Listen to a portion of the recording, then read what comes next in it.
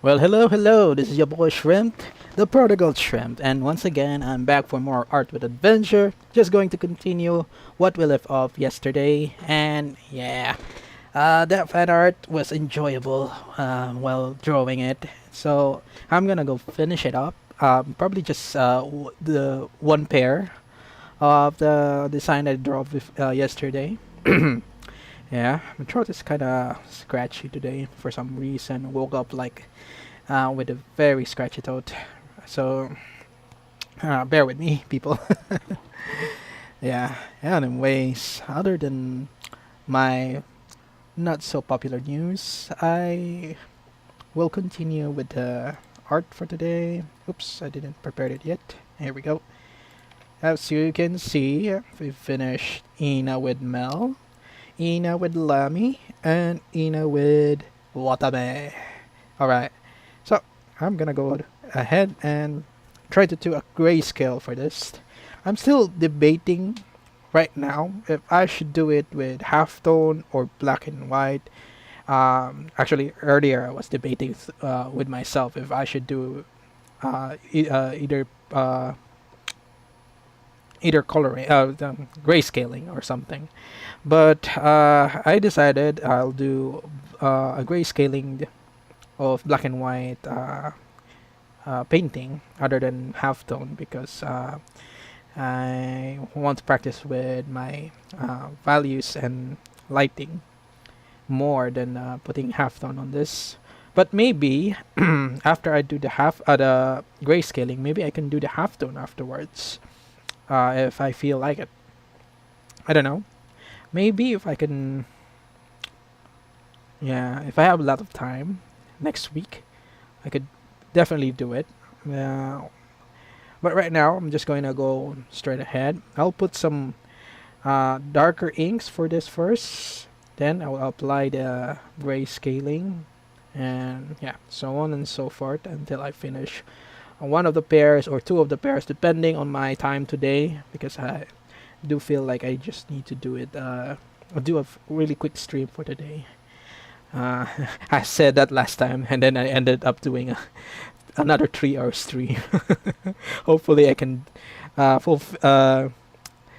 to follow that mindset once I start doing this. Well, that was a game compared to this. It's just deciding. So let's just see. So yeah, let's continue with this, and me continuing also with the story of the Dead Mage who doesn't want a fourth time. For those who are interested in the story, so we are still following the point of view or the situation or events that is happening in uh, the world of origin. Yes, the world of origin, where the bravers are against the eight guidance, and now they're on the climax of their fight, and we will know who among the bravers who are going to die. And yeah, definitely the I think the eight guidance, if I'm not spoiling it or not, they were already talking that all of them were going to die in this fight because they're mostly suicidal in this moment. And yeah, I guess we'll see what will happen or the outcome of who are the people that will end up dead in this fight. Because whoever ends up dead will be reincarnated in the land of Landa, or the planet of Landa, where Vandally is right now, and they're about, they'll be ordered by, Rod Courtney to fight against Vandally. Yeah, there goes my throat. Sorry. So yeah, okay, let's continue with that, and I'll talk to you guys later, and hopefully you will enjoy my session for today. Okay, guys, I'll see you again later.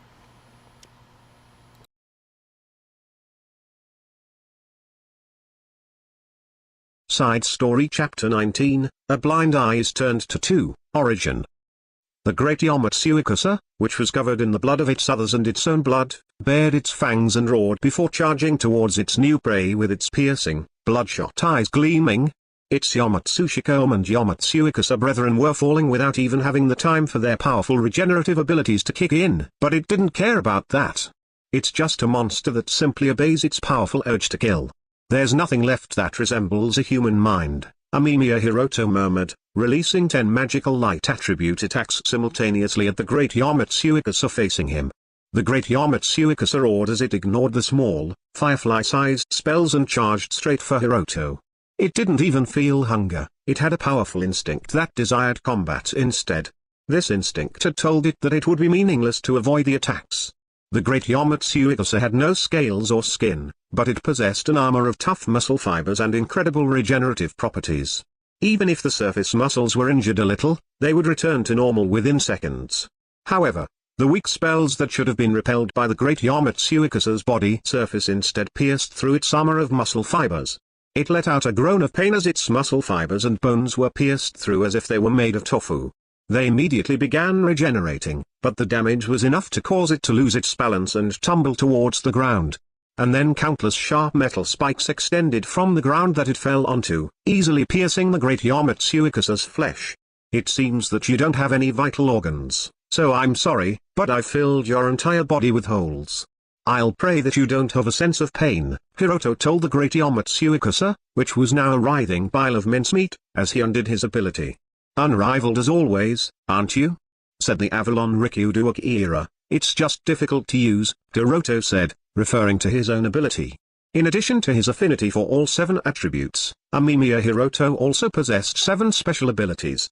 Chant Revocation and Multicast were the easy-to-use abilities among them, but the Ignore Defense ability that he had just used on the great Yamatsuikasa was difficult to use. It was a simple, powerful ability that rendered all defenses useless against Hiroto's attacks, but because it was simple, one wrong step would cause disaster. For example, if he fired rifle while using Ignore Defense, no matter what the target tried to use as a shield, the bullets would pierce through and find their mark. But the bullets wouldn't stop there, they would keep going, piercing the people and buildings behind the target, until they came to a stop naturally. If he were to use it along with a spell like Exploding Flame Projectile, he would cause an amount of damage that could only be described as a catastrophe. Everything within the explosion's radius, whether it be reinforced concrete or the ground itself, would fall apart like styrofoam. If he was careless in using this, Hiroto himself wouldn't escape unscathed, either. It wasn't as convenient as attacks in video games that ignored only the enemy's defense. And since it only ignored defense, this ability had the weakness of not functioning if the enemy fired an offensive spell back as their defense. Don't be so modest, Braver. Let's go and avenge everyone, said Akira. Braver was Hiroto's codename that had stopped being used after the foundation of the Bravers organization. A wrinkle appeared between Hiroto's brows, though not because his companion had used his codename. Avenge, Hiroto, don't tell me you still think we should capture them. Those bastards killed Tendu. When his head was cut off by Ghost, Tendu had transferred all of the information he had seen through clairvoyance to his comrades through the angel telepathy ability during the few seconds he had before his death. His death greatly shocked all of them. And then that shock had turned into frustration and anger inside many of the reincarnated individuals. The same had happened when the Noah Mao was killed, but they had realized that the 8th Guidance were not victims, but assailants, just like Murakami's group. Even Akira said that. Hiroto, I think we can't, and shouldn't, hold back against them, said Narumi, agreeing with him. We've thought of the 8th Guidance not as a group of religious terrorists, but as ideological ones. Pluto and her companions won't even hesitate to blow themselves up if it's for the sake of killing us. No, it's like they're aiming at us because they want to blow themselves up. It's too dangerous to think of capturing them. What Narumi had seen from the 8th Guidance until yesterday were calculated, ideological crimes. After securing a certain number of supporters by saving the lives of seriously ill individuals, they had continued carrying out their crimes while making sure that nobody got directly caught up in them other than their targets. There were even fans that worshipped Pluto as a goddess. However, after attacking Mao, the 8th Guidance's actions had been reckless. It could only be assumed that they were intentionally sacrificing themselves. It could be interpreted as them being desperate because their base's location had been discovered and they had been betrayed by Murakami's group, but I can only imagine that the person from the 8th Guidance who killed Tendu-kun didn't care that he would die afterwards, as long as he succeeded in killing Tendu-kun. If we show them any weakness, they'll take us down with them. Think of it like that, Narumi said. Alright. I'll treat them as any other terrorists from now on, Hiroto said. That's right, Hiroto. It's just as Narumi said, so it's fine that way, said Minami Asagi's voice through the Angel network. You guys keep going and head for Pluto ahead of us. We'll catch up with you after we secure Baba Yaga, who's apparently just ahead of us. You guys shouldn't let your guard down, either, Hiroto said. The reason Hiroto's expression was constantly clouded was because the oracle in Dakuya had said that this plan would cause the least number of casualties, both among our enemies and our allies. However, both the enemy and Hiroto's own allies had suffered so many casualties that he found this impossible to believe now. Was the oracle wrong? Or did Kuya lie to me? Is that possible? If it is, then why? Ah, the biggest Yamatsu Ikusa has been killed, said Inma, the boy with the ability of knowing people's names and faces the moment they died. Then I suppose it's time for me to get going, said the woman named Yachkigel as she stood up, as if Inma's words were a signal. With her stolen military uniform, the hand grenades and assault rifle she was equipped with and the cloth covering her mouth, she looked like an ordinary female terrorist, unlike the strange appearance of the 8th Guidance's other members. I'll do my best to take as many as them with me as I can, but don't expect too much, she said. Isn't this the part where you're supposed to put on a strong front and say you'll slaughter them all? Are you trying to pressure me to death? Yachkigel said with a bitter smile, and then she left the room. There were only a few Yamatsu Shikoma lurking around between her and Amamiya Hiroto's group. There weren't many obstacles in her way. In a few minutes, the enemy would make contact with Yachkigel, kill her within perhaps a minute at most, and then enter this room. Well then, I'm counting on you, Inma, said Pluto. I'm kind of reluctant about this, Enma said. He stood up, curled his bony fingers into a fist and approached Pluto. I'll say this beforehand. I'm sorry, okay? Pluto said. Even if it's part of the plan, that's not what someone who's about to be punched is supposed to say, Pluto. Minami Asagi's group, who were proceeding along the rusty railway tracks, were now several dozen meters from where Baba Yaga was hiding. At that moment, there was an explosion and their surroundings were filled with red flames. It's Baba Yaga. Leave it to me, shouted Akaki. Due to her irritability, the flames gathered to form spheres in her hands. Among the 8th Guidance's members, Baba Yaga was the only one whose abilities were clearly known. She had what was known as an igniting ability. She caused spontaneous human combustion in those she touched, and she could even burn organic matter, including corpses, from distances of up to 100 meters away. Baba Yaga had used that ability to fulfill her role as the 8th Guidance's only combat personnel. That was why Asagi's group had thought that they would be able to deal with her as long as they knew where she was hiding. There she is. I'll stop her movements. In fact, Asagi's group had noticed Baba Yaga's hiding spot immediately. Iwao used his Titan's gravity manipulation to strengthen gravity around her, just enough so that the passageway didn't collapse. Cheat. They brought Ifrit here? Baba Yaga cursed. Having decided that it was impossible to escape now that her body weighed several times more than usual, even though her special ability had been sealed off, she had no choice but to leave her hiding spot. However, she had been trying to jump out with all of her strength, but the Titan's gravity caused her to simply collapse dully onto the ground, so her bodysuit was pierced by the bullets of the waiting Asagi and his companions. Baba Yaga gasped as she rolled on top of the railway tracks, covered in blood. Asagi and his companions went to shower her in even more bullets. Wait. All right, I surrender.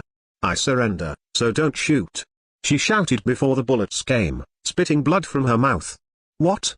Asagi's group had changed their view of the 8th Guidance from ideological criminals to fanatics, so they were discomposed because they hadn't expected Baba Yaga to surrender. What do we do? What do? We have no choice but to take her captive, Asagi spat. The Bravers were an organization recognized by other international organizations, and in the present day, the flow of information wasn't limited like it might have been in the Middle Ages. It was difficult to imagine that Baba Yaga was really surrendering, but with that said, they couldn't simply ignore her words and finish her off. It was possible that hidden cameras were recording this scene and footage of Bravers making an independent decision to execute a criminal who has surrendered would leak onto the internet. And excuses could be made if it were other terrorists in question, and the public would eventually agree. However, the terrorists in question were those of the 8th Guidance. No matter how badly each nation's press secretary and mass media portrayed them, the only ones they actually wanted to kill were those in organizations conducting research into the death attribute, so their victims were limited. In addition, there were numerous people in every nation, both the rich and the poor, who insisted that their lives had been saved by the Eighth Guidance's leader, Pluto. And the Bravers had their enemies as well. There were plenty of influential people who wanted to make use of the Bravers' abilities, but would be troubled if they were to go too far. Even Asagi, who was poorly informed when it came to political matters, knew that it would be troublesome if these two different groups of people were to join forces. "I will undo your Titan. She'll bleed to death at this rate," Asagi said. "But I'll use Mage to capture her. Everyone else, back me up. Is that alright with you, Hiroto?" "Thanks. But be careful," said Hiroto's voice. Activating the Mage ability that nullified all attributes, Asagi approached Baba Yaga.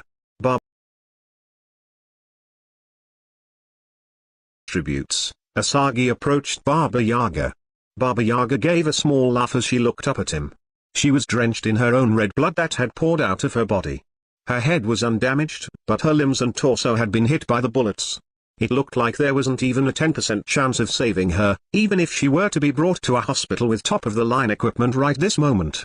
But Asagi first checked whether Baba Yaga was concealing any weapons, not showing her any sympathy. "What is this, you pervert?" she groaned. "I'm doing a body check. It'd be bad if you were holding a bomb, after all." Once Asagi confirmed that there were no weapons, he set about administering first aid. He made Baba Yaga hold a life support magic item, and put a needle in her thigh, injecting a medicine that would increase the effects of healing magic. But it was all ineffective. It was as fruitless as trying to pour water into a bucket with a hole in the bottom. "Asagi-kun, should I head over there?" asked Narumi, who was proficient in healing magic. "Should I take her somewhere with space attribute magic?" asked the voice of another braver through angel, who was proficient in space attribute magic. Asagi shook his head. "I'll secure this one. Narumi, you support Hiroto and the others, and the backup team. Make sure you concentrate on looking at the surroundings. There might be more like that knife guy who killed Tendu."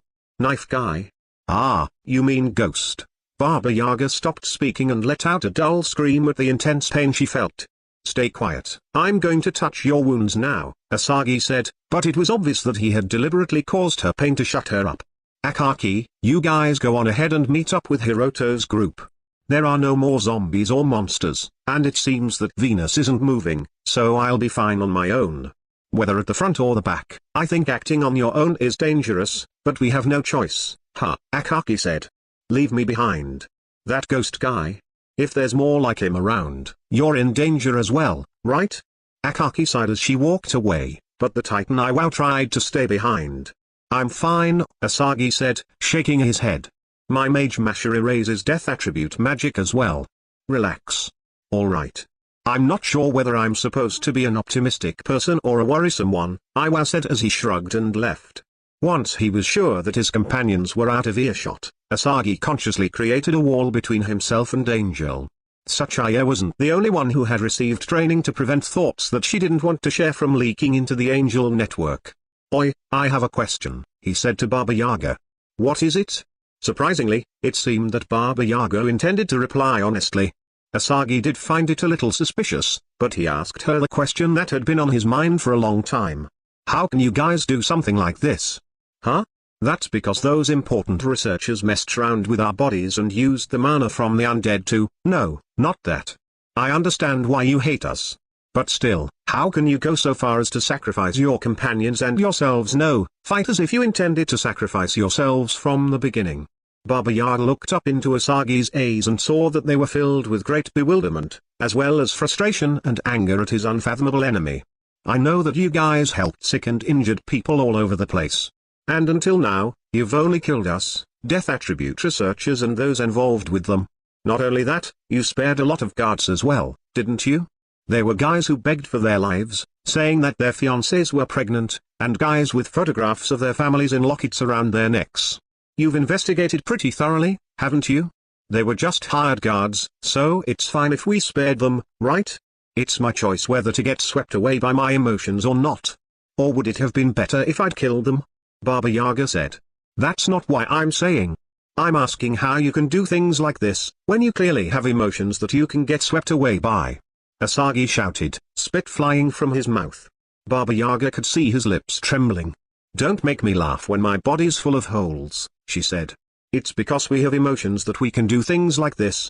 If we didn't have emotions, we wouldn't be able to take the guys we hate more than anyone else in the world with us before going back to hell, would we? That's what I'm talking about. Why does it have to be that way? Asagi's irritation had grown to the point that it looked as if he were on the verge of ending this conversation. Baba Yaga asked him a question in turn. Could it be that you're the type who thinks that good things will definitely happen as long as you keep on living? Are you trying to say that that's wrong? Asagi said. No, it isn't wrong. Even we've had countless good things happen to us after we escaped from the laboratory. Asagi fell into silence at this unexpected answer. Baba Yaga smiled at his pale face as she continued. The bread I had for breakfast was delicious, the wind felt nice, the alcohol we had after one of our jobs was good, and Pluto turned into a drunkard after a single mouthful, so I laughed so hard I was holding my stomach.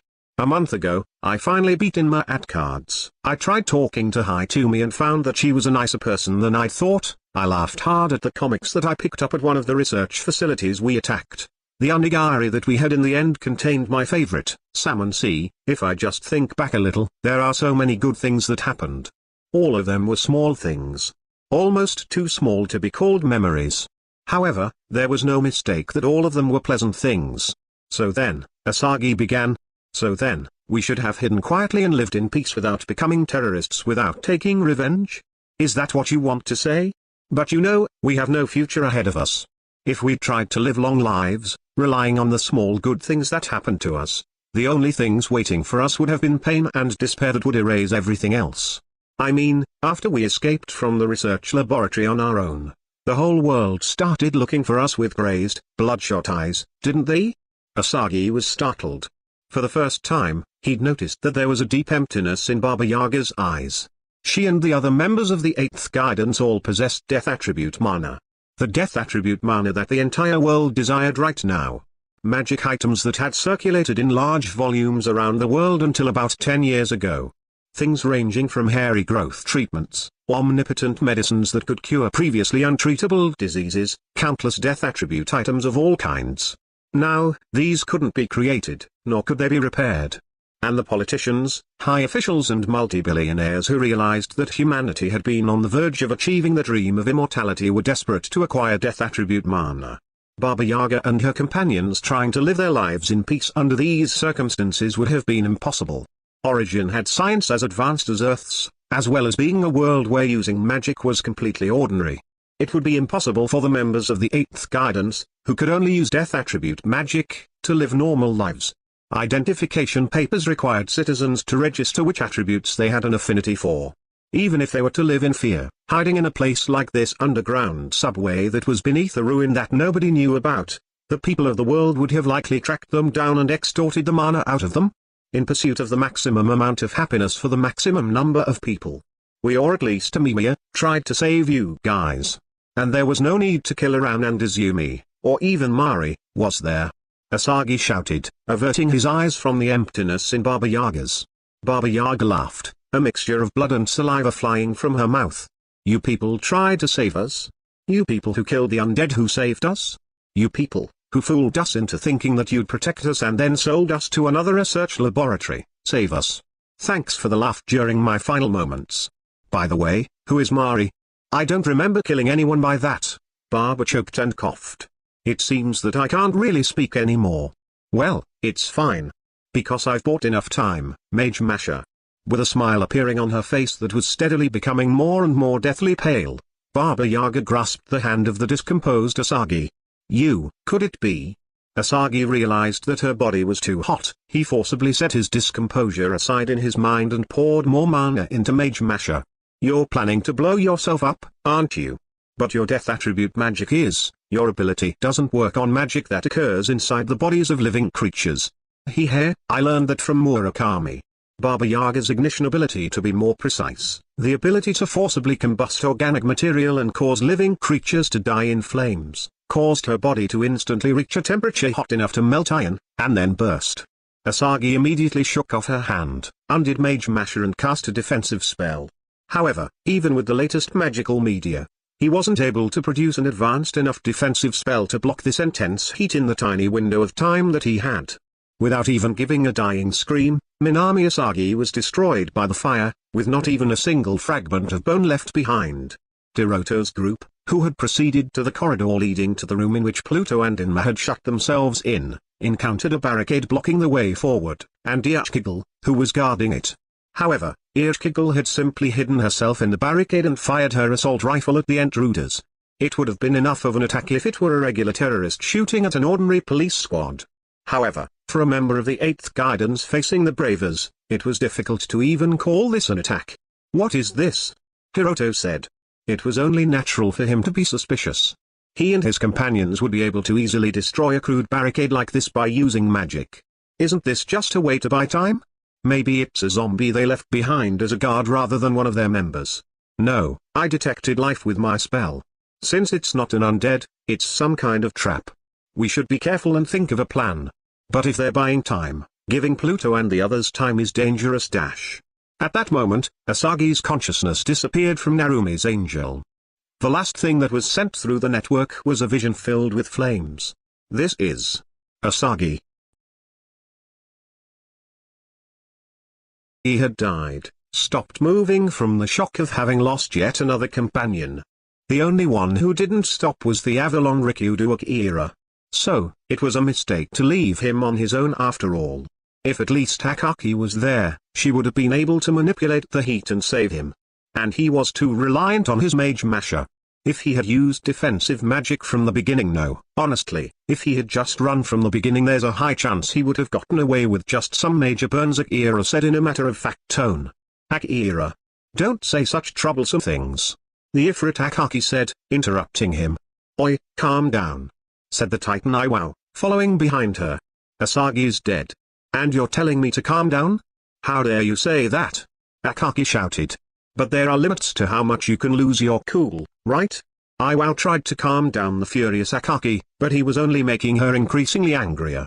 It's because we're talking about being careful that we're getting caught in their traps. Akaki said. Nobody would have died if we just went in and killed them all, like this. Wait. Hiroto said, trying to stop her immediately. But Akaki fired her Ifrit's scorching flames at the barricade. There was only one, huh? How disappointing, she muttered. Iachkigal was set aflame in an instant, along with the barricade that she was hiding in. She writhed in agony after becoming a human torch, but quickly collapsed and stopped moving. Ha! Akaki shouted triumphantly. I should have disposed of Baba Yaga like this as, huh? Before she could finish her sentence, her own body was engulfed in flames. What? Hurry up and extinguish the flames. I am, but it's impossible. These aren't flames, said Akira, who had immediately tried to extinguish the flames using water attribute magic. Akaki struggled for a few seconds, as if desiring help, but she quickly collapsed and stopped moving as well. During those few seconds, Akira and several of the Bravers had tried to extinguish the flames burning Akaki's body, but their efforts were completely ineffective. Despite that, the flames disappeared like an illusion the moment Akaki became a black, burnt corpse. No way, Akaki-san. For Ifrit to be killed by flames, Narumi and Titan were standing in a daze, shocked by the repeated deaths of their companions, who had died in ways beyond their comprehension. This is the power of that 8th Guidance member, ha, Akira murmured. As he said, Akaki had died due to Iachkigal's power. Iachkigal had been the queen of the underworld, who had been defeated by Nergal, the god of the sun. It was said that she offered her throne in the underworld and begged for her own life, and Nergal became the new god of the underworld. The 8th Guidance member whose codename was taken from this goddess possessed the power to inflict the exact same injuries that she herself suffered to her attacker. It was a power that was more like a curse, but there wasn't a more convenient ability than this for someone who was trying to take revenge and drag her enemies down with her. That was why Akaki's own body had been set aflame after she did the same to Iachkigal. And the flames that burnt her had been impossible to extinguish. Because what had burned Akaki was the curse that had activated after she burned Iachkigal alive. With that being the case, it can be said that she sacrificed herself to protect us. If all of us had fired our magic to destroy that barricade, we might have all been wiped out, Akira said, analyzing things calmly once more. This time, it was Iwao, who had tried to stop Akaki, who lashed out at him. Akira, what the hell are you saying at a time like this? Wait, said Hiroto, interrupting him.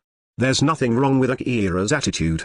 The responsibility for letting Akaki die before our very eyes falls on me, the leader. And what we need right now is some composure like Akira's. Iwao and Narumi immediately tried to object. Even those who weren't there expressed their agreement with them through Angel. But Hiroto didn't change his stance.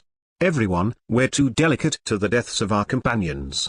Each person's death shakes us, we become unable to suppress our anger and lose our composure. I'm not saying that it's a bad thing to grieve our companions' deaths. But for ourselves and our companions, we must maintain our composure. Please understand. The bravers other than Akira seemed to have been convinced by Hiroto's words. Iwao reluctantly agreed as well. However, this type of problem couldn't be immediately solved, and they couldn't regain their composure right away when their companion had been killed right before their eyes. Iwao, you and the others stay here and keep watch to make sure Tsuchiya, Murakami and the others don't come this way. Me, Akira and Narumi will deal with Pluto and whoever is in there with her, Hiroto said. Taking the two members that he trusted the most, Hiroto moved on to capture the two remaining members, Pluto and Inma. Kuya, when all of this is over, I'll have you tell me what in the world you were thinking. 4 bravers had already died during this plan. All but 2 members of the 8th guidance were dead. If the soldiers from the various nations were taken into account, there had been countless casualties. The doubt in Kuya, who had said that this was the plan that would produce the least casualties, had already become firm in Hiroto's mind. Smashing down the door, Hiroto took the lead as he and his companions charged into the command room, ready to unleash their spells or fire their weapons. They were prepared to suppress Pluto and Inma, no matter what traps had been prepared or what trump card they were holding. However, the sight that greeted them was vastly different from what they had expected. A girl crouched over after having been punched, clutching her face as blood dripped from her nose, and a boy brandishing a bloody fist, the finger of his other hand wrapped around the trigger of a gun. Help me. Please. The girl, Pluto, screamed at Hiroto and his companions. Pluto, who was supposed to be filled with a desire to kill them, was begging them for help. Hiroto and his companions hadn't expected this, and they froze. To beg the bravers for your life, you shameless beach. The boy shouted. What's so shameless, when you're the ones who threatened me and made me do everything you said? I never wanted revenge, I just wanted to live a quiet life. You beach, I'll kill you. Pluto and the boy Inma were shouting angrily at each other. Inma pointed the barrel of his weapon angrily at Pluto, but before he could pull the trigger, a hole appeared in his head. Akira had produced a sharp spike with Earth attribute magic that pierced Inma between the brows. Akira. I might have been able to neutralize him without killing him. However, we don't know what his ability is, so I had no choice. And more importantly, Narumi, secure the girl, Akira said. Though Inma had collapsed onto the ground face up, Akira watched him, not letting down his guard. Inma's finger had already been on the trigger. In order to ensure Pluto's safety, Akira had been given no choice but to pierce Inma's brainstem with a single attack so that he couldn't pull the trigger. Sorry. It's exactly as you say, Hiroto said. Akira's actions were extremely correct. Hiroto realized this and turned around to check on Pluto. However, Narumi had already called out to Pluto and was trying to heal her injury from being punched. At a time like this, it might have been easier for Pluto to calm down if treated by someone of the same sex. If possible, Hiroto wanted to hear her story as soon as possible, but cheat. Seeing through Narumi's angel that Pluto was smiling, and that Narumi had frozen without being able to let out her voice, Hiroto immediately cast an offensive spell. The moment she touched Narumi, who had approached her with a handkerchief to wipe her bleeding nose and apply healing magic, Pluto was certain of her victory. Inma's poor acting had paid off. Pluto hadn't minded being ridiculed or laughed at, she just needed to touch any of the bravers, even for an instant. To think that she had been able to touch the angel Naru's Amamiya Narumi, the one she had wanted to kill second most, this could only be described as fortuitous. Now, die. Pluto poured the death that she had accumulated from countless sick and injured people up until now into Narumi. Like black paint that engulfed all other colors in a picture, it invaded Narumi's life force. Ideally, Amamiya Hiroto would have been the best target, but she was killing the wife of the bravers leader. That was enough. You were too late to realize, weren't you? Perhaps because of the drugs being secreted in Pluto's brain, the entire world felt like it was moving in slow motion. She could see Hiroto, who possessed the chant revocation ability, casting a spell at her. It seemed that he desperately wished for his wife to not be killed. He was even using multicast to release multiple spells. Pluto knew that she would suffer a fatal wound if any of them were to hit her. But I don't mind. Live on, and savor the pain of having something important being taken away from you. With a great sense of satisfaction, Pluto tried to completely paint over Narumi's life with death, but she realized that something was strange. There was a life existing within Narumi other than her own. This is she's pregnant? Narumi's womb harbored a new life. However, it was too small to be called a fetus, it was nothing more than a fertilized egg that hadn't even attached itself to the uterus wall yet. It was such a small, fleeting being that wouldn't even be detected by a pregnancy test or even the life attribute spell, investigation. How frustrating, I can't kill her. Using her own life force as a cost, Pluto began fiercely reabsorbing the death that she had poured into Narumi. Narumi gasped as the blood instantly returned to her deathly pale face. Meanwhile, Pluto's life force was fading at an astonishing rate.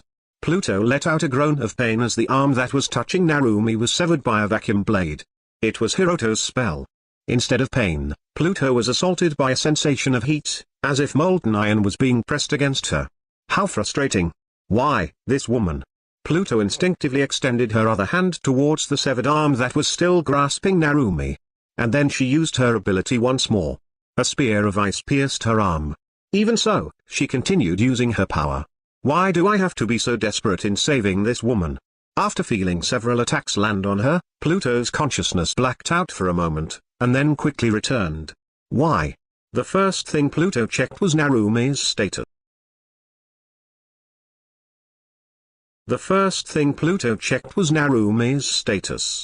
Narumi had broken out into a cold sweat and had fallen onto her back, but it seemed that all of the death had been sucked out of her.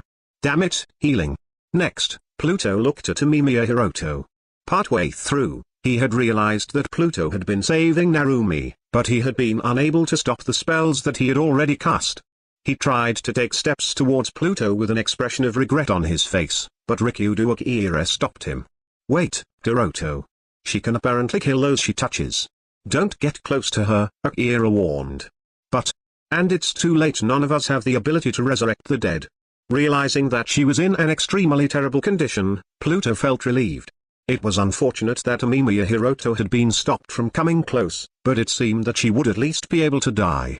The regrettable thing was that the final plan, the self-destruction of the base, could no longer be executed. Pluto couldn't take an action that might take the life of Narumi, the life that she had worked so hard to save. Why didn't you kill me? Narumi asked. We don't kill children, Pluto gasped with trembling lips. With a surprised expression, Narumi placed a hand on her own abdomen. Since it was just a fertilized egg, it wasn't surprising that Narumi wasn't aware of her own pregnancy, but even so, anger rose within Pluto. But there was something that concerned her more than that. How would she apologize to Inma, whom she had made play such an unpleasant role? And she had the feeling that all of her companions would laugh at her for not managing to kill anyone, despite being the leader. It can't be helped, I suppose, because I wanted to die. I wanted to choose the way my own life ends. And so, just as Gaze had prophesied, Pluto turned a blind eye to two people. Eighth Guidance, Baba Yaga, Ichigal, Inma, Pluto, deceased. All members annihilated. Murakami's group, 4 members remaining. Bravers, the Mage Minami Asagi, the Ifrit Akaki, 2 deceased.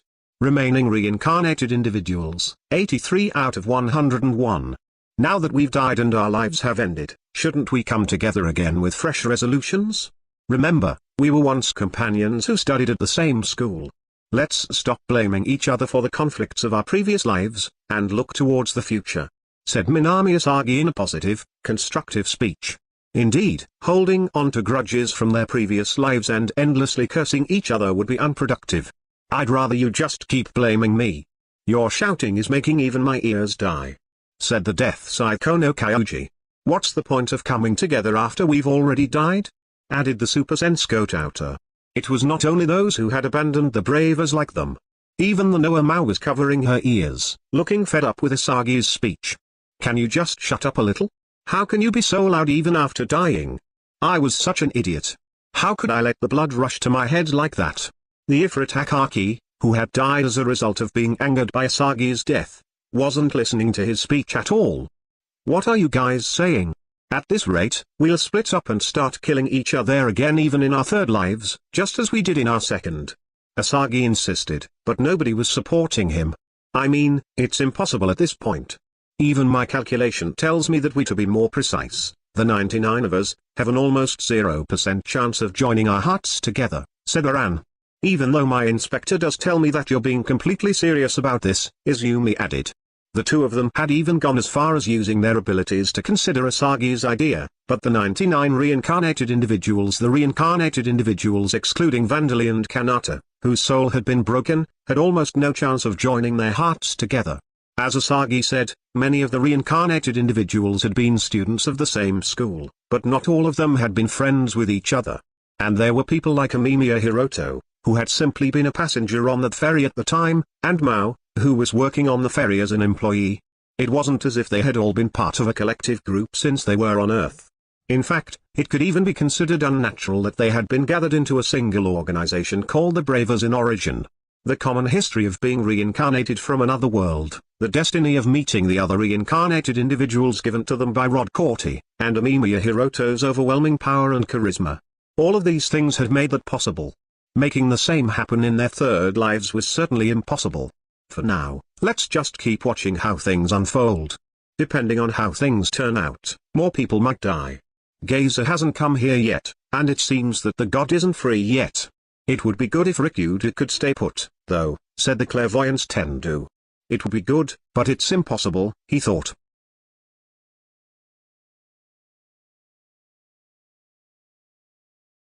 Side Story Chapter 20. The Mastermind reveals himself, but the stage is set in Lambda, from origin to Lambda. After the light faded from Pluto's eyes, Amamiya Hiroto felt a sense of disheartenment that he couldn't easily rid himself of. In order to atone for destroying the undead without realizing that it had been one of the 101 reincarnated individuals, he had tried to save the members of the 8th Guidance who had been saved by the undead. Despite that, he had ended up killing the last remaining member with his own hands, even if it was to save the life of his own wife, Narumi. And to make things worse, he had done so at the moment when Pluto had noticed the small life harbored inside Narumi's body and sacrificed herself to protect it. I just ended up making the same mistake as I did with the undead. He had definitely made a mistake. This was the only thing he could think after how things had turned out. He felt an urge to let out a shout. Let's at least burn their remains. I'm sure they would have wanted that, he said. No matter what he did, time couldn't be reversed. You're right, Narumi agreed as she closed Pluto's eyes. I'm sorry that this is all we can do, even though we couldn't save the one who was important to you. You might have forgotten this, but the United Nations have appealed for us to retrieve the bodies, so all right. We just have to make it seem like we ran into unexpected resistance and couldn't retrieve the bodies, right? Said the Avalon Ryudo Akira with a bitter smile, shrugging his shoulders. But we should be prepared to face a lot of criticism. Everyone who is watching this through Angel right now is an accomplice. This plan was one that had been created by the Bravers. As a result, they had succeeded in wiping out the 8th Guidance, but the special forces of the various nations had also been almost completely exterminated, even if it had been a result of them making moves on their own. And Amamiya Hiroto would be harshly blamed if the 8th Guidance's corpses, the clues to death attribute magic that the leaders and high officials of every nation so desperately wanted, could not be recovered. I don't mind that, Hiroto said. He had prepared himself for that. A spell glowed in his hand. But before he could release it, news came through Angel from Iwao and the others who were keeping watch in the tunnel, telling him that circumstances had changed. Hiroto, Murakami and the others are here. They're saying some crazy stuff. Some nonsense about them being undercover investigators. Undercover investigators? Hiroto replied. You mean Murakami is? Through Angel, he could see Murakami, along with his 3 companions including Tsuchiya. They had finally shown themselves, holding identification papers from a federal state. It was difficult to believe, but the identification papers looked genuine. This is bad. Hiroto didn't know how Murakami and his group had become undercover investigators for a federal nation, but he knew what they were here for. They were going to demand that the remains of Pluto and her companions be handed over. If he let that happen, Pluto and her companions would lose their dignity. Not only that, tragic beings like the undead and the 8th Guidance would be created for the purpose of researching the death attribute. Hiroto hastily began recasting the spell that had been interrupted by the unexpected communications. Akira, you take care of that boy's body. At that moment, the voice of the Venus Tsuchiya Kaneko, who shouldn't have been connected to Angel, came through. Okay, stop. If you damage Pluto and Inma's bodies any further, we'll arrest you for obstructing our search. Why are you connected to Angel? Hiroto looked at Narumi in surprise to see that she was wearing a surprised expression as well. But her surprise signified something different from Hiroto's. Huh? Why did I leave her connected to Angel? Why did I think she was an ally? Seeing Narumi in this dazed state, Hiroto instinctively realized what Kaneko had done. She used her ability. Hiroto groaned at the fact that he and his companions hadn't understood Kaneko's ability, and in disappointment in himself for not realizing it. But even so, he tried to burn Pluto and Inma's bodies. However, Akira stopped him. Akira, why are you stopping me? Hiroto demanded. Hiroto, it's too late. Now that we've been seen by Tsuchiya, our excuses won't work. Or do you intend to be arrested for obstruction of investigation? This isn't the federal state. That's right, we're in a nation in the European Union. But do you think the European Union will cover for you? If you became a criminal, the bravers could become disassembled. At best, the United Nations might send a new supervisor to take charge. I don't want that. That's skew. Hiroto tried to think of a way, using whatever abilities, magic, information and connections possible, to protect his braver companions while not handing over Pluto and Inma's remains. He couldn't trust the United Nations, which was ruled by the European Union and the federal state that had made Murakami's group into undercover investigators. Kaneki had already seen that Pluto and Inma were dead. And every high government official and wealthy person in the world desired the death attribute mana that lingered in Pluto and Inma's corpses. Cheat. Unable to find a way to fulfill both of his wishes, Hiroto chose to protect his living companions and the Bravers organization. And then Murakami Junpei entered the room with a proud or rather, bitter-looking expression, with Kaneko behind him. What's the matter? Your face looks pretty pale considering you're the ones who chose to leave us, Hiroto said. It wasn't a complete victory for us, either. There were unexpected situations happening one after another, and we only narrowly came out victorious, Murakami replied. Murakami hadn't exposed his identity as an undercover investigator to the Bravers because he'd wanted to. He had been left with no other choice, he had only done this because it was the final option he had been left with. It would have been best if we'd managed to kill Pluto and retrieve the corpses without these guys noticing, or snatch the corpses after these guys killed them, but I didn't think they'd sympathize with the 8th guidance and try to burn the corpses. Are they crazy? Don't they know how much those corpses are worth? Murakami thought bitterly as he pointed his chin towards the door, signaling for Hiroto and his companions to leave. Now then, we'll be collecting these. You guys go clean things up elsewhere, he told them. It'd be troublesome if you got in our way, you know, said Kaneko cheerfully. Neither party wanted to look at each other's faces. Now that there was nothing more that could be done, Hiroto had no objections to leaving the room. Before that, I want you to tell me something, Hiroto said. Were you the one who set off a bomb in the Bravers headquarters and killed Izumi and Duran? He asked this question in the end. Previously, Kuya had investigated with Oracle and come up with the answer that the crime would have been impossible to commit with the abilities that Murakami and his 9 companions possessed. Ah, that incident, Murakami said with a nod. He closed his eyes, as if reminiscing. The truth was that it was indeed Murakami Junpei's doing. Using a certain contact, he had received a hand grenade from the Gungnir Kaido Kanata, and using his Chronos ability, he had kept it for a long time, using his Chronos ability to delay the activation of Gungnir. He had then thrown the hand grenade through the walls of the Bravers headquarters to kill his 2 targets. Sorry to disappoint you, but it wasn't us. It was the 8th guidance guys. I don't know what methods they used, though, Murakami said. There was no reason for him to be honest and tell the truth. Is that true? Hiroto asked. Of course, he didn't simply believe Murakami's words immediately. But Kaneko gave him an ill-natured smile. Do you have any proof or anything to use as a basis to doubt us? She asked. Hiroto let out a noise of frustration. Both the Inspector Shimada Izumi and the Laplace Machida Ran, who possessed the calculation ability, would have used their abilities in situations like this, but they were the ones who had fallen victim. Well, you'd just need to ask the Oracle once you return, wouldn't you? Kaneko continued. Though Hiroto and his companions didn't know this yet, the Oracle in Dukuya had also already been killed. As long as we're here, we won't let you do as you please, Hiroto spat as he left the room, glaring bitterly at Murakami and Kaneko. Murakami and Kaneko let out large sighs as he left. "Does that person think that we are doing as we please?" Kaneko said. "We've got a lot of trouble ahead of us. Us villains have our own problems." "You piece of shit," Murakami muttered. The two of them began their work, starting with the retrieval of Pluto's corpse. If they didn't take it back with them, they would lose their statuses as undercover investigators, so this was necessary for them as well. Within the day, Murakami and Kaneko, as well as the surviving Aegis Melissa and the Hekaton Chihiro Doug, were at the Federal Nation's National Department of Defense, a building that was in the shape of a hexagon, commonly known as the Hexagon. The headquarters of the intelligence agency that had employed them was located elsewhere, but beneath the hexagon was a top-secret research facility, sheltering the few surviving researchers from the hidden laboratory that had originally discovered the death attribute.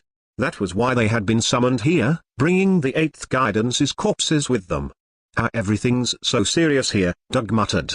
"We're the ones who found employment at such a serious place," said Melissa. "And I feel pretty depressed. We almost failed, after all. I hope they don't cut our rewards." With the dissatisfied Doug and Melissa behind them, Murakami and Kaneko headed into a place that was like a waiting room, led by some other employees. Beneath the hexagon, the corpses of Pluto and the others would be thoroughly examined and used for conducting research into the death attribute. The corpses of Shade, Izanami, Isis, Baba Yaga and Iachkigal had been impossible to recover, but through great effort, they had managed to collect the corpse of Enma as well as Jack-o'-lantern's corpse, Ghost's corpse, Valkyrie's blood and Berserk's remaining fragments. These would be analyzed, and inhumane research and experiments that Hiroto and his companions would want to avert their eyes from would be conducted here. With the justification that this was for the benefit of the entire human race.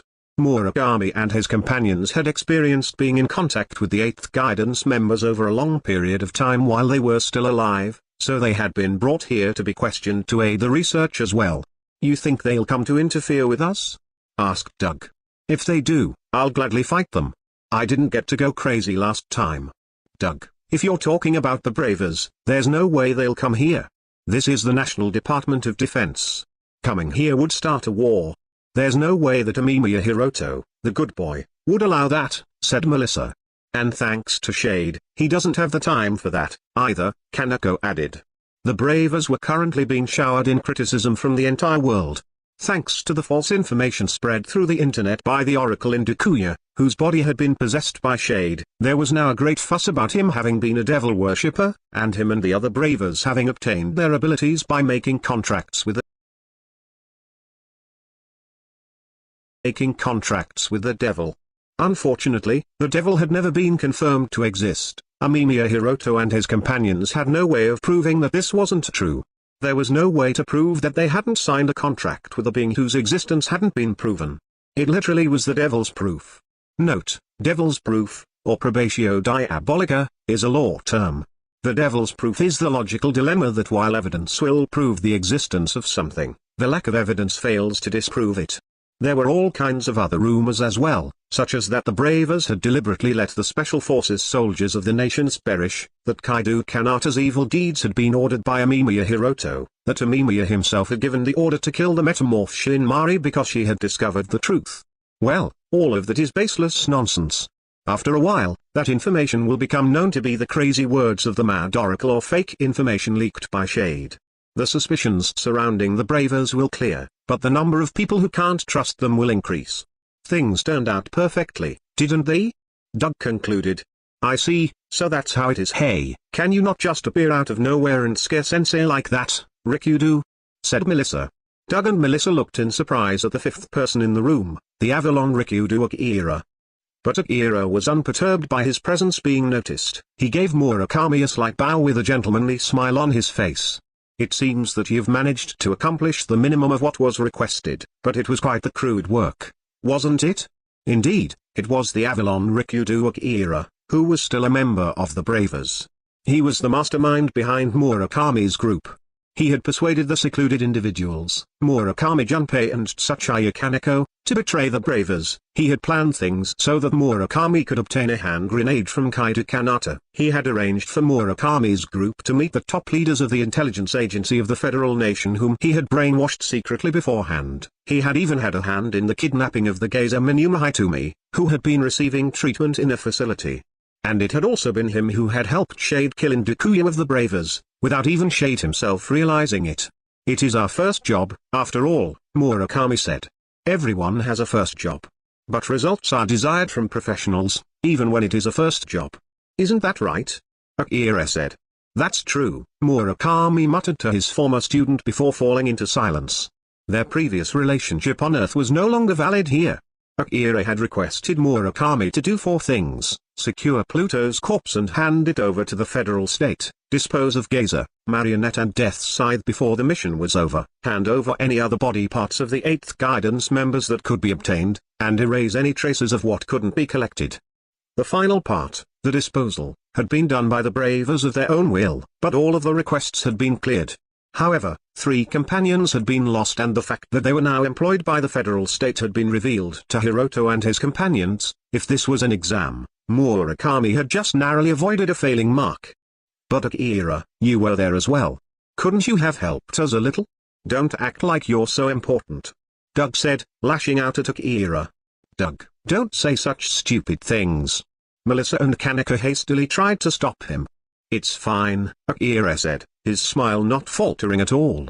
He just misunderstands something. Irikudu Akira was never there. The one who was there was her. Eh? What are you talking about, Rikudu-kun? You were with the Bravers the whole time. Kaneko began. Akira's appearance changed into that of a woman, right before the confused Kaneko's eyes. Kaneko and Murakami knew that woman well. The metamorph Shinmari? Yeah, don't call her by her name too much, though, said Shinmari, who was supposed to have died in an explosion that occurred at her isolated cell. She was speaking with the exact same expression and tone, as if she had been taken over by Rikudu Akira himself. I've carefully brainwashed her with magic and drugs, but it's not an ability, so it can't be called perfect. There might be sudden moments of noise, so be careful, just in case. And then she transformed back into the Avalon Rikudu Akira once more. The one who was with the Bravers back then was not Rikudu Akira himself, but the metamorph Shinmari, who had transformed into him. Murakami felt astonishment and fear upon learning this fact, but at the same time, it made sense. I did think it strange for the mastermind himself to go out there, but it was a double right from the start. It had also likely been Akira who had pulled the strings behind Shinmari being blown up. He had placed a different corpse there in her place, and brainwashed the real Mari to add her to his collection of pawns. Though this had been treated as the doing of the 8th Guidance, the real culprit was among the Bravers, and this had occurred after Shimada Izumi and Machida Aran died. It had probably been simple for Akira, as he was deeply trusted by Amamiya Hiroto. That scrupulous mastermind gave a bitter smile as Murakami looked at him. Don't misunderstand. I'm not blaming you, nor am I reducing your rewards. This is just a little bit of idle talk, said Akira, who was even more of a villain than Murakami, through Mari, who was apparently now no more than a relay device in the form of a person. What? Said Doug, seeming bewildered. Since you completed the minimum requirements of what I requested, I have no complaints. That's what I mean. You'll be paid the promised rewards, and you'll be employed in the intelligence agency with the treatment that you were promised. It will be difficult to have you treated like leaders right away, but I'll arrange for work to be sent your way so that you can build your achievements, said Akira, listing out favorable conditions one after another. Are you sure you can promise stuff like that? Murakami asked. Of course. Despite my appearance, I'm controlling the intelligence agency of a superpower nation from the shadows, and nobody knows about it except for you four, you know? It's simple. Then I'm grateful. But, at that moment, an announcer's voice came in through speakers, calling for Murakami and his companions. It looks like it's time. Now then, I'll excuse myself, said Akira, transforming into a hexagon employee as he left. In an operating space, where the underground laboratory could be seen through a layer of reinforced glass, there were workers in lab coats questioning Murakami and his companions. Doug, Melissa and Kaneko were cooperating with the investigation without any signs of unhappiness, as Rikudu Akira had assured them that their futures were secure. However, Murakami felt a strange discomfort at how Rikudu Akira had behaved. Something is off. No matter what, he couldn't shake off this unpleasant, sinister feeling. What was so off about him? His behavior. The way he talked like an important person? No, that wasn't it. It's the words he said. The words we wanted to hear. I said similar things to Death's Scythe and Marionette. If you're going to kill them anyway, empty promises are fine. So then, the reason he asked us to come here and hand over Pluto's body, with which he was so obsessed, was. Having suddenly realized something, Murakami stood up from his seat, driven by his sensation of fear. He approached the reinforced glass to look at Pluto's corpse, which was under investigation. "What's wrong, Murakami-sensei?" Ignoring the surprised voices of the others, Murakami looked at Pluto's corpse just in time to see an employee touch Pluto's corpse with a dissecting scalpel. "Stop!" Murakami screamed. But the scalpel didn't stop, and it broke through Pluto's skin. And then something resembling a black gas erupted from that point with incredible force. What? Death attribute mana detected. This is already beyond critical levels. Inside the laboratory, the researchers who were wearing protective equipment that included magical defense as well crumpled onto the floor, one after another. An alarm sounded, and operators' screams filled the air. Nobody knew exactly what had happened, but Murakami was the only one to instinctively realize it. This was the death that Pluto had accumulated for almost 10 years. This immense amount of death that had been supposed to be poured into Narumi, but now that Pluto had died, it had nowhere left to go and it was overflowing. "Sensei? What happened?" Doug shouted. "Don't think about it, we're getting out of here." Murakami shouted back with a completely different expression. "You're in the way, move." He cast a spell towards the exit that was flooded with Hexagon employees, blowing them away along with the door. Screams echoed in the room as blood and fragments of bone and flesh filled the air. "What are you doing? If you slaughter the employees of the National State of Defense, you'll be questioned for treason." Melissa shouted at the apparently deranged Murakami. Doug and Kaneko stared at him, dumbfounded. "I don't give a shit. Hurry up and start running," Murakami said as he broke off into a sprint. When the other three looked behind them, the black fog was somehow closing in on them through the reinforced glass. Melissa, Doug and Kaneko watched the smoke make contact with a young female operator, who let out strangled noises as she was mummified in a matter of seconds. Their expressions changed and they hastily ran after Murakami. However, they quickly caught up to him. This is bad, we're surrounded," Murakami muttered. The passageway in front of him, the passageway that led to the elevator that would take them to the ground surface, was filled with black smoke. The black smoke had moved more quickly than they had thought. "Melissa, use Aegis, protect us with Aegis." "Yes. Doug, break the ceiling.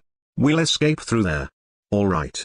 The four of them quickly took refuge inside the Aegis's shield. And then Doug opened a hole in the ceiling with his telekinesis. Rubble rained down, but Doug sent it flying with his telekinesis as he tried to continue digging. If he could continue digging like this all the way to the surface, they would be saved. Or so the four of them thought, but then Doug suddenly began convulsing. "Doug. What is this smoke? It's mixing in with the rubble, touching it even with your abilities is bad." Kaneko let out a scream. Right before her eyes, the moisture was leaving behind only skin and bones. He collapsed with a dull thud. "You can't touch it with your abilities, either?" "Melissa, you..." Murakami began as he turned around to see that Melissa was already dead, having become mummified where she stood. "Even Aegis doesn't work? Wall of water and wall of ice disappear right away as well. This fog absorbs mana?" Kaneko was trying to build walls with spells, but it seemed that the black fog absorbed not only life force but mana as well. Her spells simply vanished like mist. And with Melissa's death, the Aegis had been undone. The black fog closed in on the remaining two relentlessly. Chronos. Murakami used Chronos on himself and Kaneko, trying to delay the effects of the black smoke, but he could only do so for a few dozen seconds. His mana was absorbed with incredible speed, even his second ability, Super Mana Recovery, couldn't keep up with it. Kaneko screamed in despair. I don't want to die like this, why? Why? Shit. You knew this would happen, and you set us up, Rikudo. Damn it. Curse you you. Murakami roared. The two of them watched each other turn into mummies as they perished. The death attribute that the Federal States Hexagon had been researching went out of control, causing the deaths of all Hexagon employees inside the building at the time, as well as Murakami Junpei and 3 other former bravers. The black, fog-like substance engulfed the grounds of the National Defense Department and tried to spread even further. The army was urgently summoned to counteract this, but they weren't even able to slow down the spreading of the fog. Just as the flustered cabinet ministers started pressing the president to fire a nuclear missile at the hexagon, the bravers, whom the entire world was viewing with eyes of suspicion, arrived on the scene. At the Avalon Rikudo Akira's suggestion, the bravers used a plan centered around light and life attribute magic, utilizing Amamiya Hiroto's powers, to dispel the Black Death attribute fog that covered the hexagon. At a meeting where the most important of his cooperators were gathered, Rikudo Akira was repeatedly joining his fingers together and separating them again, seeming to be restless. "What's the matter, Rikudo?" said one of his cooperators, calling out to him. "It's unusual for you to be so restless, isn't it?" Akira gave a bitter smile. "This is a bad habit of mine that I've had since the past. I feel uneasy when things go too well. If there was a plan that I would consider a great success if it accomplished 70% of its goals, and then it went and accomplished 90% of them, I can't be blamed for finding it hard to believe, right?" The chain of events for which Rikudo Akira had pulled the strings. Everyone who was an obstruction or a danger to him had now disappeared, save for one person. Those who had been obstacles to his plans, forcing him to build roundabout plans. The Oracle and Ikuya, Calculation, Inspector, Gazer and one more person. Those with abilities that had posed a danger to him, Death Scythe, Marionette and Mage Masher. The ones he had used to dispose of the above-mentioned individuals, the ones who had known that he was the mastermind. Vulgar people whom he couldn't trust because they would betray their allies for unimportant reasons, the Chronos Murakami Junpei and 6 others. And those who obstructed him and his cooperators from monopolizing the death attribute, the 8th Guidance members who harbored death attribute mana within them, as well as the survivors from the military nation's secret laboratory who had been hiding in the hexagon to conduct research into death attribute magic. Akira had succeeded in having all of them die without using his own hands, except for one. "The only one left is Amamiya Hiroto," one of his cooperators murmured. "The braver the hero is tenacious, after all," said another. "No, it's not like that at all. If he, the leader, were to disappear, there's a chance that ability users in the Bravers organization would scatter. It's more convenient for all of them to be gathered in one place. It's more convenient to utilize them, and dispose of them, that way," Akira explained, correcting his cooperators. In fact, he had made his plans to ensure that Amamiya Hiroto wouldn't be killed by Pluto. It wasn't Hiroto who was in the way. Naru's Narumi, no, Amamiya Narumi. To think that Pluto would stop herself from killing her. The death of the angel, Naru's Narumi. This was the only objective of this chain of events that had not been accomplished. It was unexpected that she was in the early stages of pregnancy, but I suppose the most unexpected thing was that Pluto was more of a romanticist than I'd expected, Akira said. Unless you were being served by the goddess of destiny, bringing about all of your desired results under those circumstances would have been impossible. Or is that one of the abilities you possess? Asked one of the cooperators. No. As I explained to you people, the abilities I possess are increased learning speed and unlimited development. The Avalon Rikudo Akira. He was the reincarnated individual who had received the plainest cheat-like abilities among the bravers. The ability to learn knowledge and skills more quickly than others, and the ability to develop as a person with no limits, were not abilities that he could show others and say, "Behold, my powers." He hadn't been used to draft plans like the Oracle and Ikuya, nor had he been noticed like the Noamau for the convenience of his abilities. He was also unable to act on the field using only his abilities, like Death Scythe, Hecate Shir and Gungnir had done.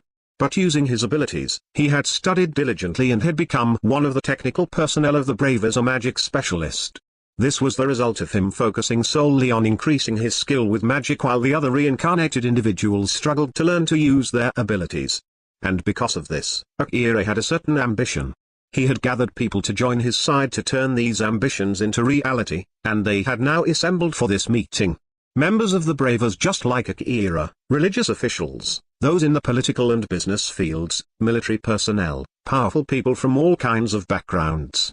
Akira separated his fingers once more and pointed at the monitor that displayed all of these people as he addressed them. Now then, let's leave the reflection at that. Today is a celebratory party.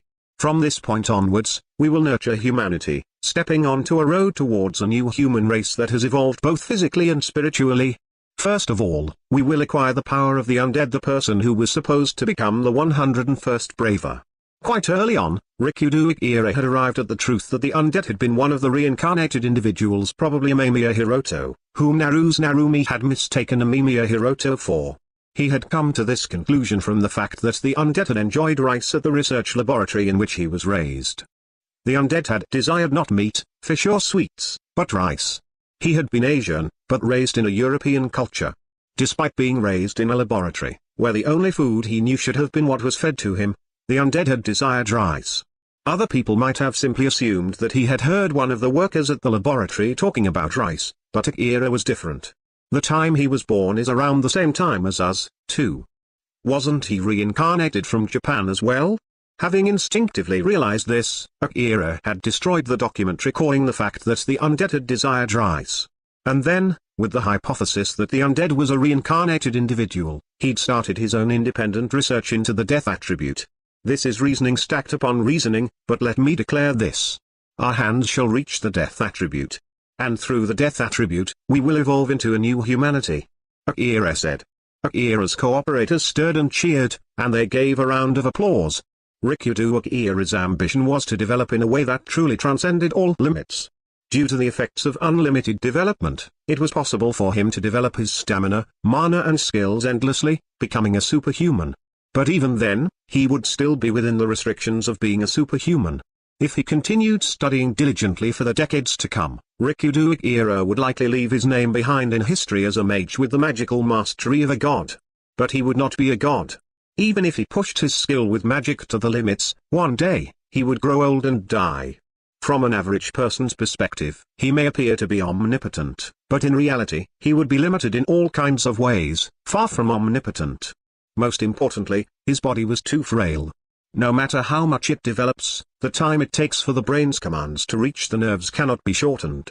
Sensory organs, internal organs, muscle, bone, they're all too weak. My ability only removes the restriction of development, after all. It isn't something that can make me evolve from something other than a human. But if he were to master death attribute magic dash, that will be the moment I become a member of a new human race beyond the Homo sapiens. No, I will become a god. As his cooperators gave him a standing ovation, the genius with the burning desire to become a supernatural being reaffirmed his determination to achieve his ambition, even if that meant using others as seeds to nurture his growth. Murakami Junpei, Tsuchiya Kaneko, Doug Atlas, Melissa J. Sortom, deceased. Remaining reincarnated individuals, 79. Completely unrelated to these events, the god of origin was moving.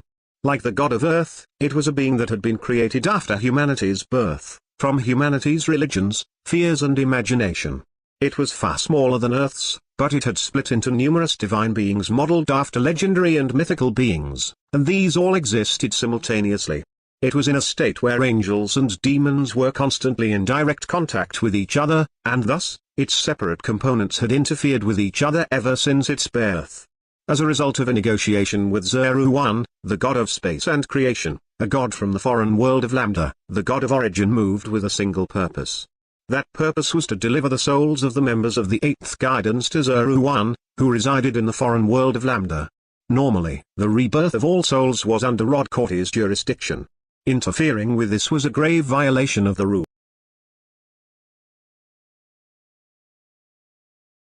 Of the rules. However, the god of origin had plenty of reason to commit this act. After all, Rod Corty had reincarnated 101 individuals in origin from another world, without any previous warning, and even given all but one of them special abilities. And the reason he'd done that was so that they could use origin as a tutorial practice ground, before being reincarnated in Lambda. Both the god of origin's divine beings and demons alike had become enraged by this. That was why God of Origin cooperated with Zero-One. As the souls of the 8th guidance tried to obey the rules and return to Rod Corty, one of the divine beings in charge of the afterlife and reincarnation stopped them and sent them to Zero-One. As Rod Corty tried to interfere with this, all of the remaining divine beings drove him off. As a god, Rod Corty had the upper hand in power and personal history. However, this was Origin. The only ones who knew of Rod Corty's existence were the reincarnated individuals, of whom about 80 remained. There was no way that all of the gods of Origin's human race would be defeated by him. The god of Origin had the feeling that it had accidentally picked up one different soul, but a divine being of love, among many others, expressed the opinion that it should be sent along with the rest, and many of the demons, demon kings and spiritual monsters disliked the idea of going through the trouble of separating that one soul out, So the god of origin simply sent all of these souls to Zeruan. Zeruan, the god with the appearance of a winged, four-headed lion, awaited the souls of the eighth guidance. Vandali had already created a vessel for them to be reincarnated into once the souls were received. At first, he simply intended to use Veda's relic to create them. But though it's a coincidence, it's incredible that he's taken the base form of life with no soul and the base form of a spirit with no life, and then joined them together. As expected of Vandali, who was once those four. Zakat, Ark, Solder and Hillwillow. Vandali was living up to the expectations of possessing a soul born from the soul fragments of those four. Now, all there's left to do is to place the souls in the vessel in order, and wait for new lives to be born. I'm looking forward to it. Zeruan had always had the personality of a trickster. One of the things that he was looking forward to was this endeavor that would likely enrage Alder, the god of law and fate. His original goal had been to send Vandali allies to prove that he was not Vandali's enemy. However, the god of Earth's reactions are slow. The new siblings are still wandering about. Rickelant is still groggy from overusing his power. Aren't I amazing for continuing to work under these circumstances? As Zeruan talked to himself in a normal, informal tone of speech, the eighth guidance's souls arrived. All right. It seems that there's one unneeded one. So that's how it is. Deciding that this didn't matter, Zeruan went to put the souls, including that of the gazer Minuma Hitumi, into the vessel created by Vandali. But at that moment, Rodcorti's enormous hand extended towards him. Hand those souls over. Rodcorti demanded. Zeruan, take those souls and pull back for now, shouted Rickelant, the genie of time and magic, as he tried to stop that enormous hand. However, he couldn't even buy any time for Zeruan. How persistent of you, to chase me all the way to Lambda. Zeruan muttered. Rodcorti's hand sent Rickelant flying aside and grasped at Zeruan, trying to take the souls that he was holding. This place was a part of Lambda, the world where Zeruan and Rickelant were worshipped. Normally, just like the god of origin, they would have been able to repel Rodcorti. However, unlike the god of origin, Zeruan and Rickelant were in wounded states. They had continued using their powers despite not having completely recovered from the injuries they sustained in the battle against the Demon King. For Rodcorti, this was little more than taking candy from a baby. I won't let you take them so easily. Zeruan thought as he sunk his fangs into Rodcorti's arm. It was a small, mostly meaningless act of resistance. The amount of damage that Rodcorti took was equivalent to welts appearing on his arm. However, that damage caused Rodcorti's arm to stop. Now's the time. Go, my souls. Using the single moment given to him, Zeruan drove all of the souls that he was holding into the vessel. The reincarnation has already been completed. Leave this place. Rickelant shouted. With a groan of frustration, Rodcorti's arm vanished. He had likely realized that there was nothing more that he could do. No matter how much power he had, he could not step outside his jurisdiction. Having only a single authority was Rodcorti's weakness. Zeruan let out a sigh of relief from all four of his heads. Are you all right? He asked Rickelant. It's nothing serious. But Rickelant looked at Zeruan with a grimace. Zeruan nodded. I know. Things have become troublesome. Rodcorti has found out that we've become Vandali's allies. Up until this point, Rodcorti would have been under the assumption that the gods of Lambda were not Vandali's allies, at least among the divine that were currently active. However, Zeruan and Rickelant were Vandali's allies. How would things turn out now that Rodcorti knew that they had started directly interfering with him? But Rickelant shook his head, as he continued grimacing at Zeruan, his brother. No, that's not it, he said. Brother, you have ignored all of the procedures that I set as the god of magic, haven't you? The souls of the eighth guidance were supposed to be reincarnated into the vessel one at a time, with a few minutes between them. With Rickelant casting several spells during the process, even. But Zeruan had simply driven all of the souls into the vessel at once. Ah, said Zeruan. That's not what you should be saying. But it was an emergency situation. Look, the vessel seems to contain the souls now, so hasn't the reincarnation succeeded? Indeed, the reincarnation has happened. The two gods looked at the vessel, the basic life form that Vandali had created using Veda's relic, as it burbled and squirmed fiercely. Even I can't imagine what form they will be reincarnated in, said Rickelant. Have I messed things up for the first time in a while?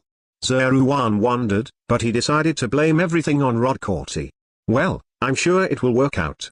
And Rodcorti is the one at fault. Now then, I'm going to return to the negotiations with the god of earth, so I'll leave the rest to you, Zeruan said, and then he left. He ran away and let out a deep sigh and decided that for now, he would keep watch over the vessel containing the souls of all of the members of the 8th Guidance and the Geza Minuma Hitumi. Chapter 121, The Meaty Visitor in the Dead of the Night. As the thing gained consciousness, it fell into a state of panic. It didn't know its own state, where it was, or even what it was. Its thoughts were a jumbled mess of different pronouns. In this chaotic state, it tried to move, but its body wouldn't move the way it wanted it to. What is this? What is this? What happened? Why? With this chaos turning into total confusion, the thing desperately tried to move its body around. One of its movements managed to touch something silver. When the thing touched this object, it felt strangely calm, content and happy. That's right, don't care. Within that happiness, the thing abandoned the thought of analyzing itself. It also abandoned the thought of unification and separation. The thing realized that its current state was normal for it. More importantly, the thing wanted to move quickly. Oh, because this was the place that the thing had dreamed of. It was the place that it had dreamed of and desired more than any paradise. Quickly, I must be at his side. Driven by this maddening desire, the thing that had been named Lump of Flesh Chan floated into the air, and in the next instant, it vanished. Vandali, wake up. It's still night, but there's a visitor. Vandali awoke to the voice of his mother, Dasa, whose spirit resided in a small bone fragment. A visitor? Vandali could hardly be described as an ordinary boy, but even so, physically speaking, he was a 9-year-old child. Due to this fact, he slept long hours during times of peace. Everyone knows this, so there shouldn't be anyone visiting me in the dead of the night unless it's an emergency, Vandali thought in confusion as he looked around. And then he saw the visitor that Dasa had mentioned, and froze. That thing had the most bizarre appearance that Vandali had ever seen in any of his lives. The thing was floating in the middle of the air, and it had an overall spherical shape. But it was made of countless human limbs, torsos and heads twisted around each other to form something resembling a sphere. It had an entirely abnormal appearance. It was more flesh-colored than pink, and it didn't appear to have skin, hair or even eyes. Overall, there were more female-looking parts, but there were also some male-looking ones, and there were even animal-looking parts in a few places. If it were to be given a description, something like a sphere, 3 meters in diameter, created by a mad artist by twisting and combining flesh-colored mannequins made of clay might have fit. If this royal castle hadn't been built for the Titan race, whose males could reach heights of up to 3 meters, it would likely have become stuck against the ceiling. Nice to meet you, Vandali said, addressing the thing's numerous, eyeless faces that consisted of only outlines. Excuse me, but who would you be? He had been surprised at first, but he had quickly become accustomed to the thing. He often grew numerous heads and limbs himself, and this thing even resembled the zombie giants that had been created by combining multiple corpses.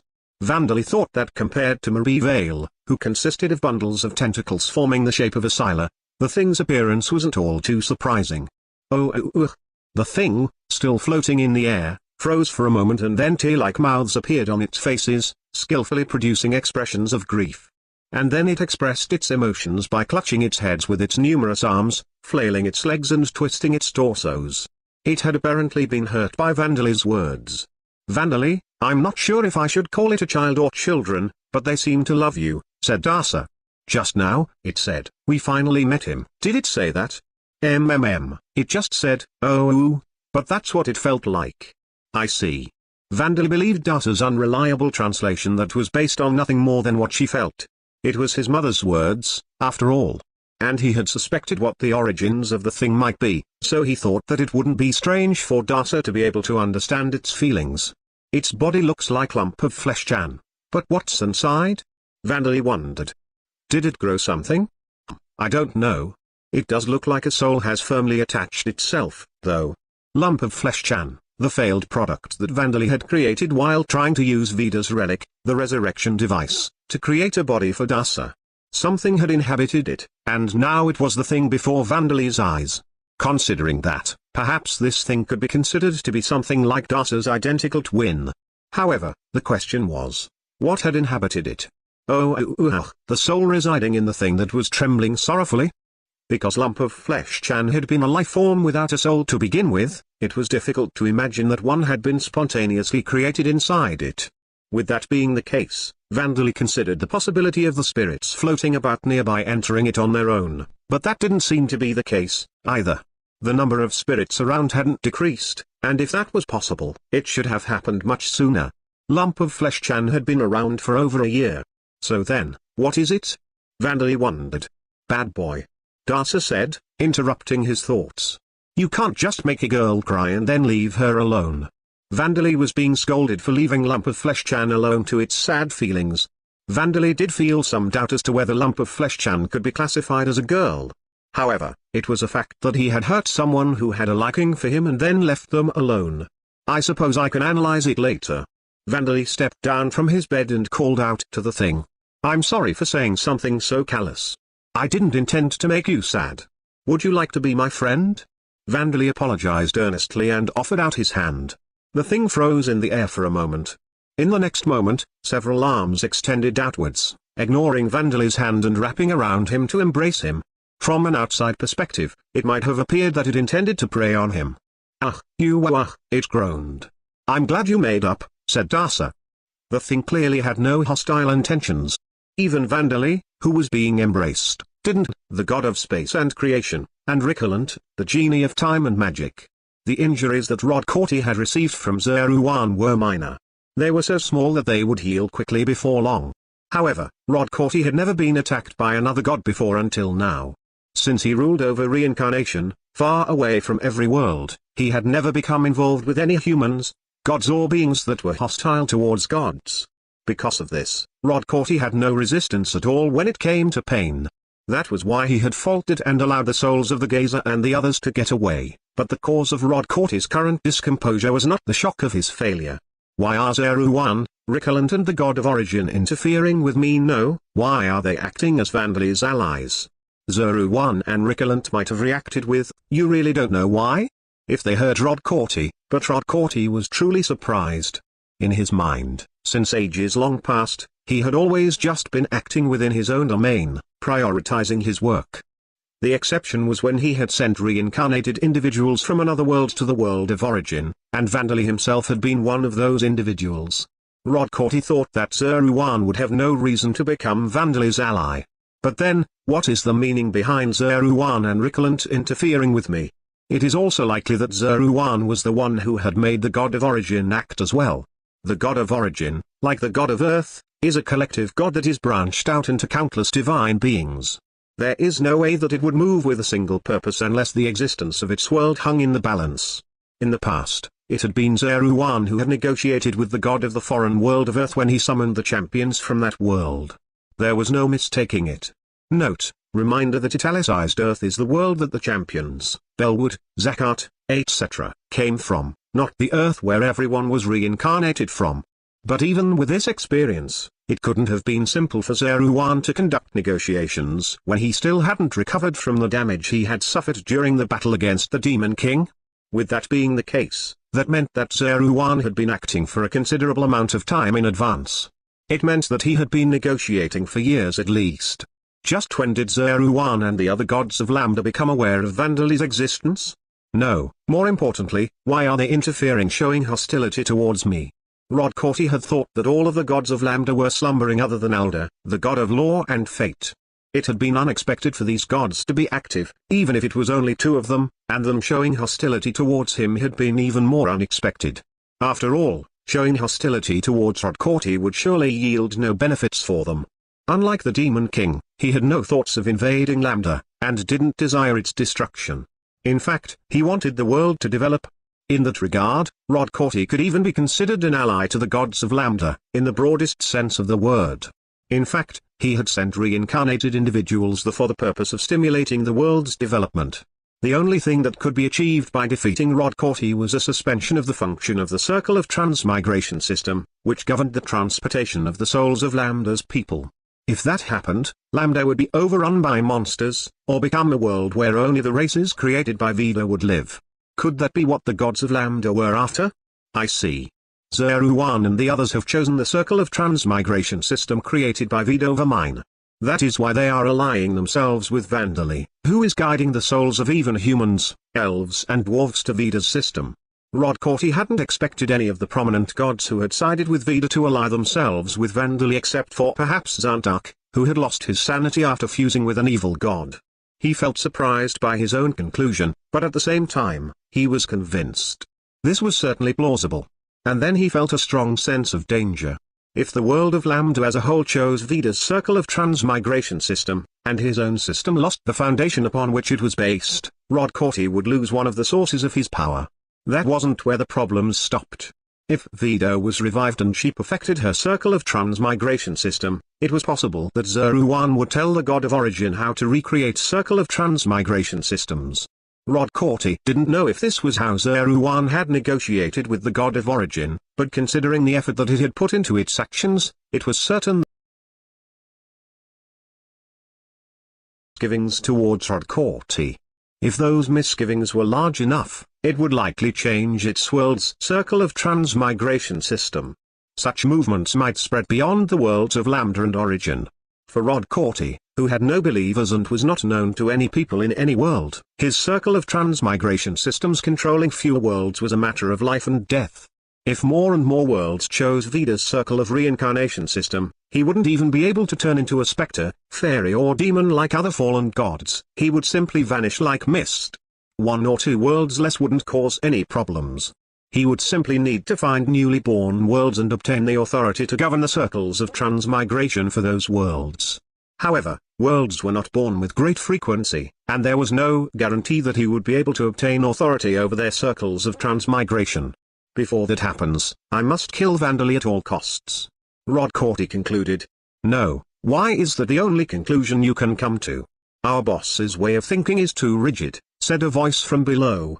Rodcorti looked down to see the calculation Machida Aran and the inspector Shimada Izumi, who had become his familiar spirits, and the Noah Mouse-Smith nearby as well.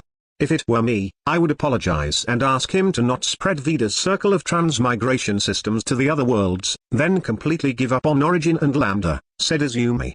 If you can't cut your losses, things will progress to a point of no return. I agree with these two, said Mao. There was the other dozen or so reincarnated individuals who had recently died as well. They had already been informed that there was a third life waiting for them through the instant information transmission method. Since you are my familiar spirits, my ruin will be your own ruin as well, Rodcorti said, wishing that his servants would at least share some of the sense of danger that he felt. Izumi and Aran simply stared back at him through half-closed eyes. Having no other choice, Rodcorti looked around at the other reincarnated individuals, including Mao. Quite a lot of you have died all at once, he remarked. This caused the reincarnated individuals to either react with frowns like Tendu and Kuya, or avert their eyes awkwardly like Murakami's group. They hadn't died because they'd wanted to, but it seemed that they didn't want to protest and point this out to Rodcorti, the one who had granted them power and a new life. And it seems you are surprisingly deeply hostile towards each other. Even though your lives were but a tutorial before the real thing, Rodcorti murmured. It seemed that these words couldn't be ignored by the reincarnated individuals. It seemed that they were mentally tough individuals. I agree, said the mage Masha Minami Asagi, who had been arguing with Murakami Junpei until just moments ago. Since they had no physical bodies, punching each other caused no effect other than a vague sense of pain, so it seemed that he had been unable to put up with Murakami. Despite the fact that he had been advocating for his companions to reunite as one up until Murakami and his group died. Life and death are important things for humans. And we aren't optimistic enough to think that we could be reincarnated a second time just because it happened once. It was correct for us to think that we had only one life left, and desperately do our best to live it even if what these guys were aiming for was completely wrong, Asagi added, glancing in Murakami and Kaneko's direction. The Oracle and Ikuya had more to add. Living with the purpose of gaining experience to prepare for the next world. I can't say that there are none who live with that purpose. But we're not like that. We were desperate to achieve the dreams and goals we had for our second lives. With that being the case, it was only natural that our opinions would oppose each other and we would go our separate ways from time to time. This is only something I realized now that our second lives are over, though. In other words, it seemed that Kuya wanted to say that the reincarnated individuals had been desperate to make the most of their second chance because they had never been told that their time in Origin was a tutorial. Hearing these words, Rod Corti realized that it might have been a mistake to keep quiet about the fact that they had a third life ahead of them. The truth was that people being reincarnated with the memories and personalities of their previous lives intact was not common at all.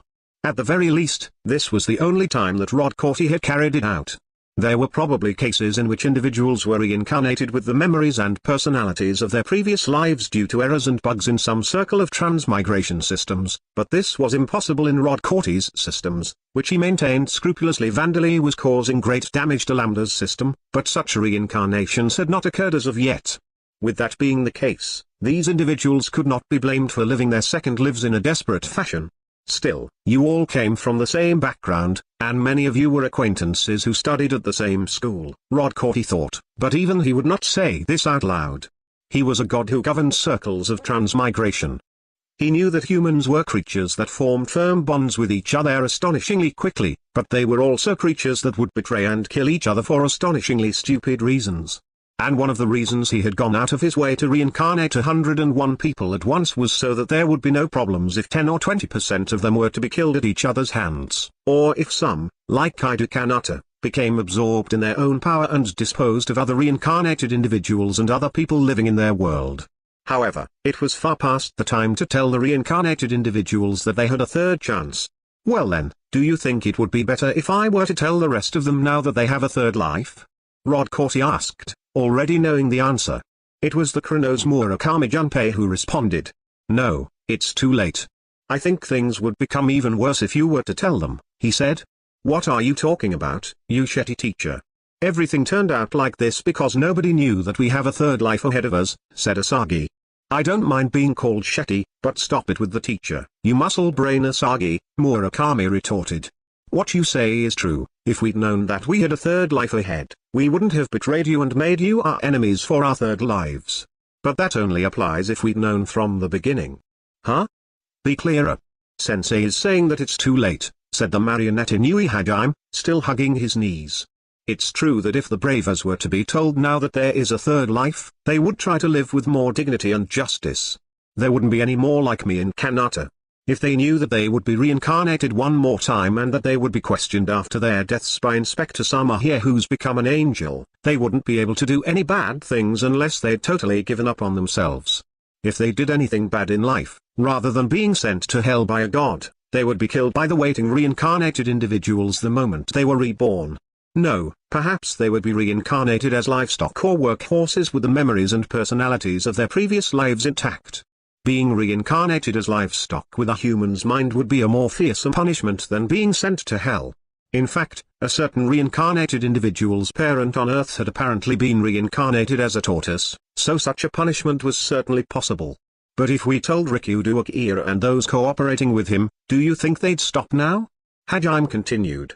He pulled the strings from the shadows, brainwashed the metamorph, disposed of me, Sensei and the others, as well as the death attribute researchers along with the entire Department of Defense of the Federal Nation, and he is continuing to betray Amamiya and the other Bravers. It seems impossible for him to change, said Asagi. All of the people that Akira had supposedly disposed of knew everything that he had done. Even if he knew this, Rikudo Akira was unlikely to change his behavior. And people in Origin's political and business circles were among Akira's cooperators. Explaining reincarnation and such to them would not be an option. In fact, it was highly likely that Akira's actions would become even more radical if he learned that he had a third life awaiting him. That's how it is. Therefore, we cannot tell the remaining individuals in Origin about their reincarnation to Lambda, said Rod Corti.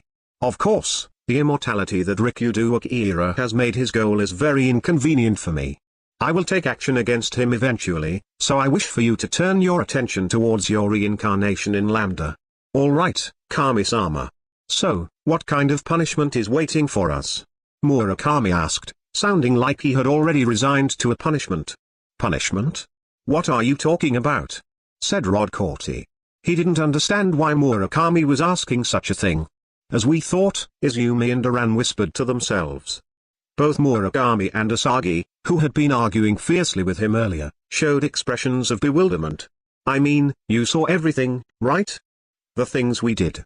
I'm even the one directly responsible for killing those two, who became your familiar spirits, you know. Murakami continued. He had played dumb when questioned by Amamiya Hiroto, but since there was no need to hide things from people who knew everything, he confessed his own deeds. The ones he had killed were even present, but he ignored them. "Is there something wrong with that?" asked Rodcourty. "I mean, something wrong, you say?" Not only did Rodcourty show no signs of criticizing Murakami's crimes, he seemed to be completely uninterested. Murakami's confusion grew thicker. Because he was the master of this divine realm, Rodcourty understood what he was thinking, and began his explanation, taking a little care in choosing his words. "I am not responsible for delivering justice in Origin.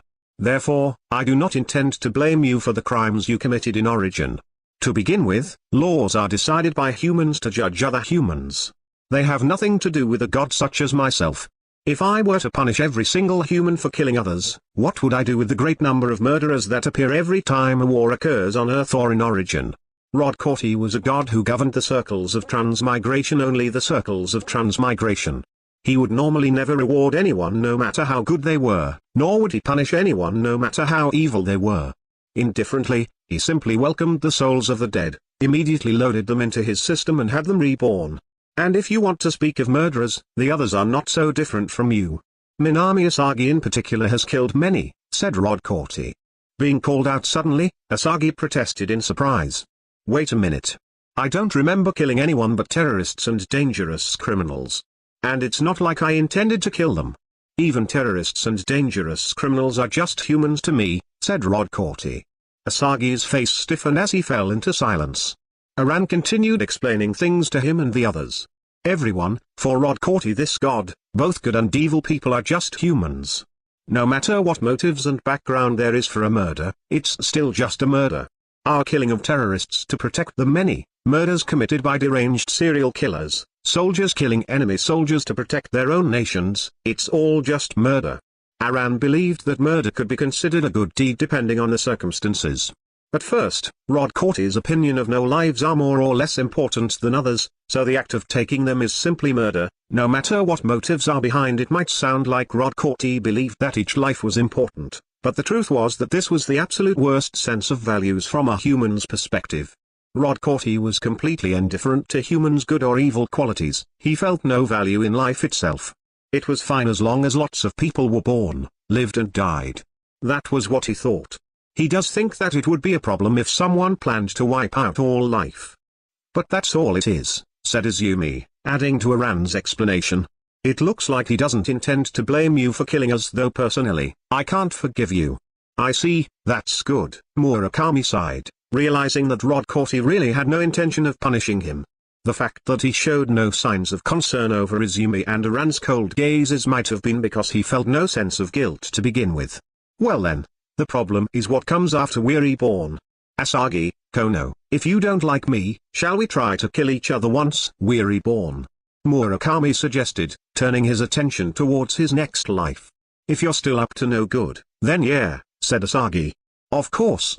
If I see you in our next lives, I'm going to kill you with Death Scythe right away," said Kyoji. "No, that would be problematic," said Rodcourty. He had been uninterested in events on Origin, but he stepped in to stop them now.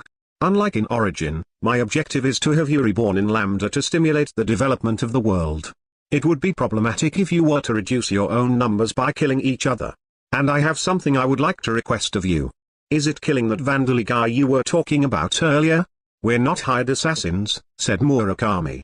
"Considering that you don't care about anyone as long as they can't wipe out all life, it makes me shudder to imagine trying to kill someone you consider necessary to dispose of," Asagi added.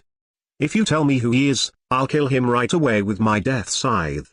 So don't interfere with me killing this shitty teacher," said Kyoji. The reincarnated individuals didn't seem to be too enthusiastic about this. Izumi and Aran gave a simple explanation.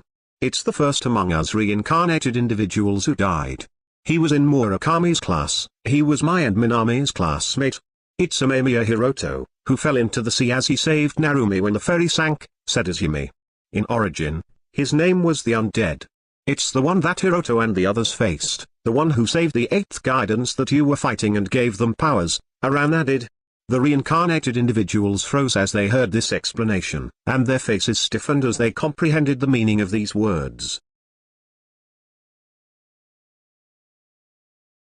Chapter 122.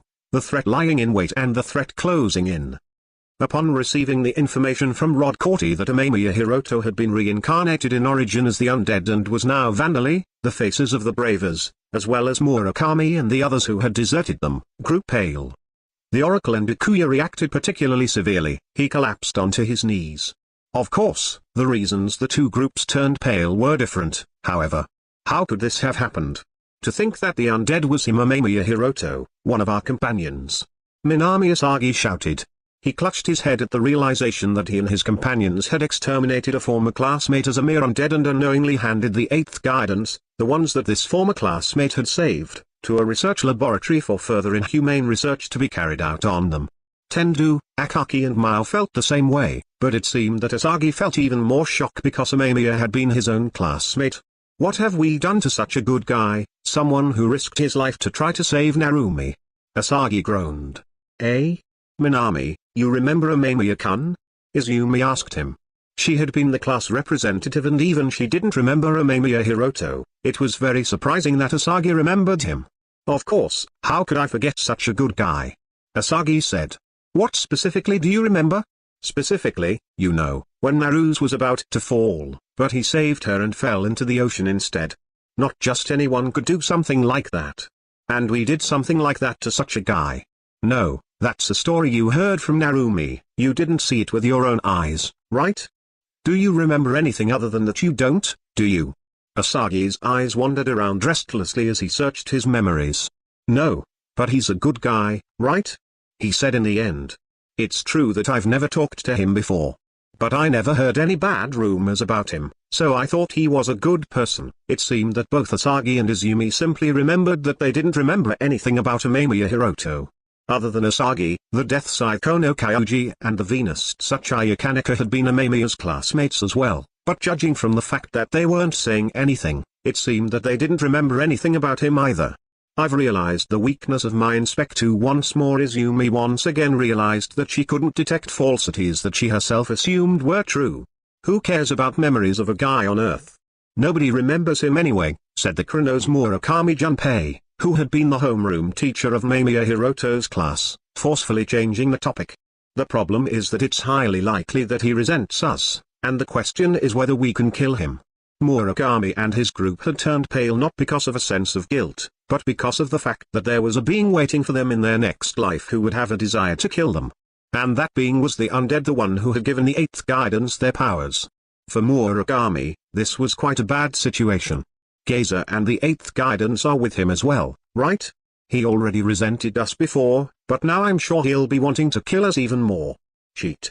Murakami cursed. No, he was unexpectedly indifferent. Murakami-san, you've received the information that Kaito Kanato experienced as well, haven't you? Asked Ran. The information that Rod Corti had given the reincarnated individuals included the fact that the second reincarnated individual to die, the Gungna Kaito Kanata, had tried to kill Vandali and then been destroyed? Several of them had muttered, scum will always be scum, even if they're reborn. But the truth was that before destroying Kanata, Vandali had said that he didn't care about the reincarnated individuals as long as they didn't get involved with him. After he was exterminated by us the Bravers, in origin, and he'd just arrived here, he was angry to the point of losing his sanity, but now, the environment around him has changed and time has passed. As long as you don't accept this idiot's stupid idea and don't do anything stupid, I think it'll be fine, said Aran. Aran, when you say idiot, are you perhaps referring to me? Rod Corti asked. That's right, I'm referring to you, idiot, said Aran. He was an angel, calmly insulting a god that was his own boss. Of course, Rod Corti showed no signs of caring about being called an idiot. He had known from the beginning that Ran and Izumi had no respect for him, and he was aware that their objective was to ensure their companions' safety. They were against his plan of using them as assassins to kill Vandali. And Vandali is capable of destroying souls, Izumi added. Because Kanata said something stupid about him continuing to be reborn and going after Vandali no matter how many times he died. If you try to kill Vandali and are killed in return, you won't just die. I'm sure no matter what you say, your souls will be broken and your existence will be extinguished. She clearly explained the risks involved with showing hostility against Vandali. Even after being told that their souls would be broken, normal people wouldn't really be able to fear how fearsome it was. But these people were those who had already experienced reincarnation and died twice. They understood what this would mean. A final, irreversible end. They would not return to Rodcourty once more. There was not even the smallest chance of a miracle that could make that happen. Looking at it another way, he's the only one who can break souls. As long as you don't become his enemy, your soul won't be broken, Izumi said, imploring her companions to not show hostility towards Vandali. No, that's impossible, said the Death Psycho Kyoji, cutting her off. Oi, Kyoji, what do you mean? Asked the hesitant Shirodug. Doug, do you really believe what Vandali said? The words from the mouth of a person whose thoughts you can never tell, whose expression doesn't budge an inch even as he's killing people. And their words that he said after Kanata pretended to kneel on the ground. How can you be sure that those words weren't in act as well?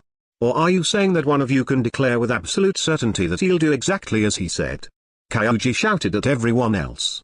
Doug nodded. That's true. The records we got from this god showed that he has eyes like those of a dead fish.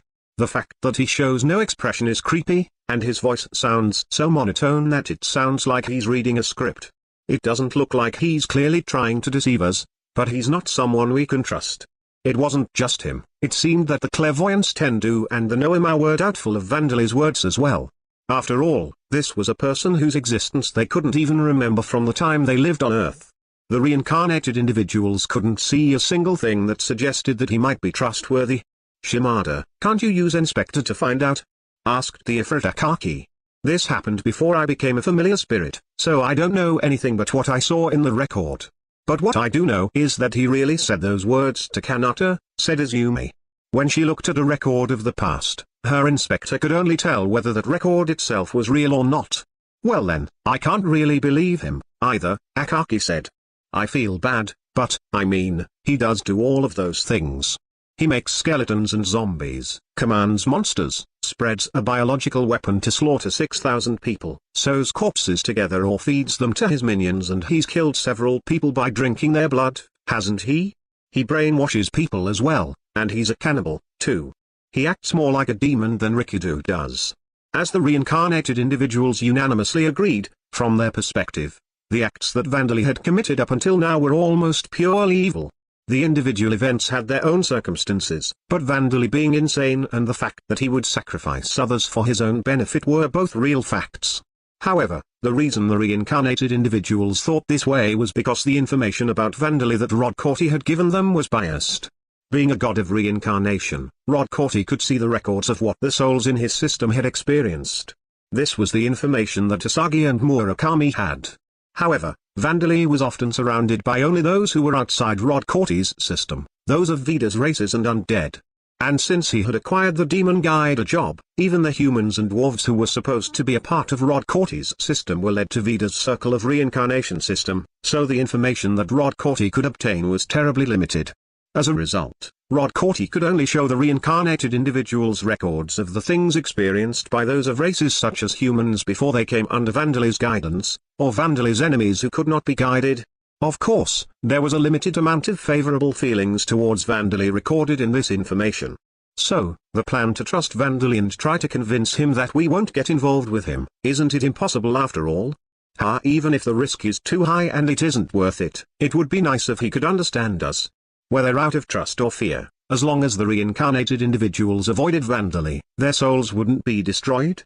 Of course, Lambda was filled with plenty of dangers other than Vandali, but as long as their souls weren't broken, they had the hope of another life. But Kuya, hadn't you learned of the situation with your oracle beforehand? Mao asked.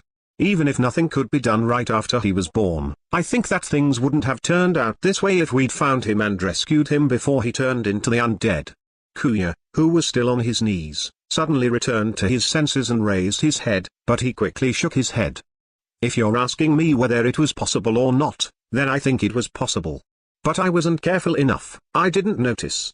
I realized that Amamiya Hiroto had been reincarnated quite some time after we defeated the undead. Quite a useless oracle, aren't you? The Death Psycho no Kyoji muttered. His eyes seemed to be saying, if you did your job properly, the eighth guidance would have never formed, and I wouldn't have been killed. They were filled with clear, unfounded resentment. Kyoji, shut up for a moment. Now that I've become a familiar spirit, and you're still just a spirit, it would be simple for me to beat the hell out of you, Aran reminded Kyuji, glaring at him. Kyuji clicked his tongue and fell into silence. Aran turned his gaze away from him and looked at Murakami and Asagi. You guys, too. Feel free to discuss things, but leave the arguing for later. We won't get anywhere otherwise. You hear me? Yeah, all right, Murakami said reluctantly. Won't get anywhere otherwise. You hear me?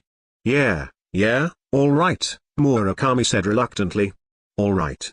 I just have to be the bigger person here, right? Said Asagi, being obedient for once. Thanks, Aran, said Kuya. I'll preface this by saying that my oracle doesn't send me prophecies like its name might suggest. Just like how Odin isn't actually a Scandinavian god, and how Kronos and Venus aren't a god of time or a goddess of love, either. It's just a code name that was given to me because it seemed like an oracle. The Bravers' code names had been decided back when they were still a non-governmental organization that conducted relief work for disasters and accidents, after consultation with each other and those whom they were close with in origin. To put it bluntly, it was a strategy to build an image for themselves.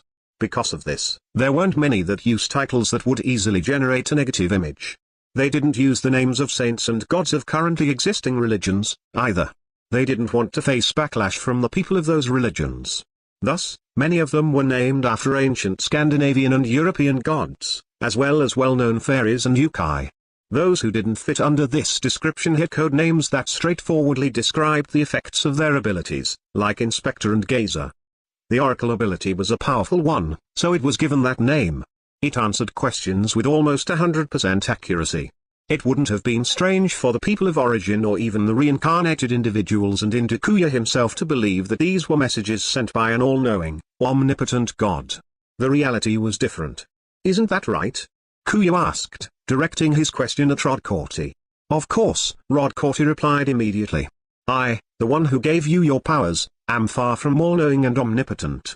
How could I give just one of you a power that allows you to ask an all-knowing, omnipotent being your questions and have it answer them? The oracle was just another one of the abilities given by Rodcorti to the reincarnated individuals. It was one of over 100.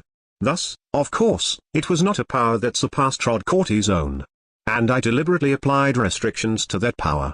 You have asked it numerous questions in various forms, trying to find out what has become of Earth now.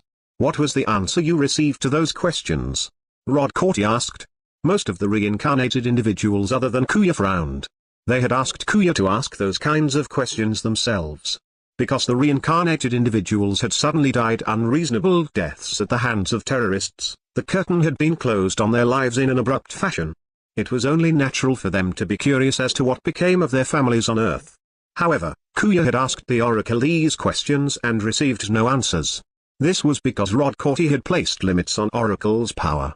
He had made it so that it would not give answers regarding worlds other than the one its owner currently resided in. If he had made its power encompass multiple worlds, it would have too much of a burden on a human's mind and mana, so the person possessing the ability would become a vegetable. Rodcorti had also thought that there was no point in knowing about things happening in other worlds. Telling the reincarnated individuals how their families on Earth were doing might have been good for their mental states, but Rodcorti was a god who not only didn't consider these feelings important, he thought very little of them. If he wasn't like this, he wouldn't have prepared 101 reincarnated individuals enough so that there would be no problems even if some were to be destroyed, like the Gazer Manuma Hitumi. And he hadn't thought that telling them about Lambda while they were in origin was necessary for his original purpose of Lambda's development. If he was the kind of god to take such indirect actions, he would have explained everything to the reincarnated individuals when he'd gathered them in his divine realm after they died on Earth. And if he had intended to support them so attentively, he would have told the other reincarnated individuals about Amamiya Hiroto early on and asked them to save him. In fact, I do not understand why you were so over-reliant on the oracle, Rodcorti said. I had thought that you would keep your use of the oracle to a minimum. From his point of view, it was incomprehensible that Kuya and the others had relied so heavily on an ability that provided answers from an unknown source, a source that gave different answers to the same question depending on the words and nuances used in asking the question. Now that you mention it, it's exactly as you say. I rely too much on the oracle. So then, please tell me. What was the oracle, the being that answered my questions? Kuya asked. He had once investigated what the oracle answering his question was. Even if he asked the oracle itself, its answer was always different, so he had investigated himself by studying psychological and magical theory, myths and legends, and even asking around to use his calculation to help investigate while he was still alive. Even so, in the end, he never knew what was answering his questions. I suppose you cannot make full use of it unless I explain, Rod Corti said. It is the information that the souls of my circle of transmigration system know or once knew. While you were alive in origin, you could have thought of it as the memories and knowledge of all of humanity and all plant and animal life in origin. As an ability, it should have been named archive instead of oracle. I see, Kuya murmured. No wonder I couldn't understand what it was that was answering my questions. Nobody had ever known what the source of the oracle's answers were, so there was no way for the oracle to answer what its own identity was. It was only natural for different answers, such as probably a god or perhaps the will of the heavens, to be given based on people's assumptions. Then why couldn't he use it to find Amamiya Hiroto? Back then, he was a soul that existed in your system as well, wasn't he? Murakami asked Rod Corti. But it was Kuya who answered this question. This is only something that I know now, but he probably didn't think of himself as one of our companions. You all just said it a moment ago, didn't you? You don't remember him. He was probably aware that none of us remembered him. I see. And he didn't receive anything from the god before being reincarnated in origin. He fell outside your search criteria, Murakami muttered. At the time, none of the reincarnated individuals, including Kuya, had known about the circle of transmigration system. That was why Kuya had narrowed his search criteria to reincarnated individuals who received abilities from a god, but that had done more harm than good in the end. And after he became the undead, he was removed from the system, so there was no way to detect him at all, Kuya added. Wait, then how did you realize afterwards that Amamiya Hiroto had died after that? After he reincarnated in Lambda, nobody in origin should have known all about him. Including the 8th guidance, said Tendu. As he said, even the 8th guidance had been unaware that Amamiya Hiroto, who had turned into the undead, was a reincarnated individual from Earth. However, the beings that the reincarnated individuals had regarded as inferior had known the whole truth. When Amamiya Hiroto awaked to the death attribute, the spirits around him would have known everything. As they were wandering as spirits, they were outside of my system, and they returned to my system when Amamiya Hiroto was exterminated at your hands, said Rod Corti. At the time, because Amamiya Hiroto's ownership over his own body had been stolen from him, he had spent his days as a spirit outside his body, talking and listening to the spirits around him. But these spirits were his enemies, the ones who had conducted research on him while he was alive. Though he listened to what they had to say, he seldom spoke back to them. However, the spirits had been around him when he muttered words of resentment towards Rod Corti, who had failed to give only him any power at all, and the other reincarnated individuals who weren't coming to save him. I see, I understand why. I understand why, but nothing can be done about it now, said Kuya.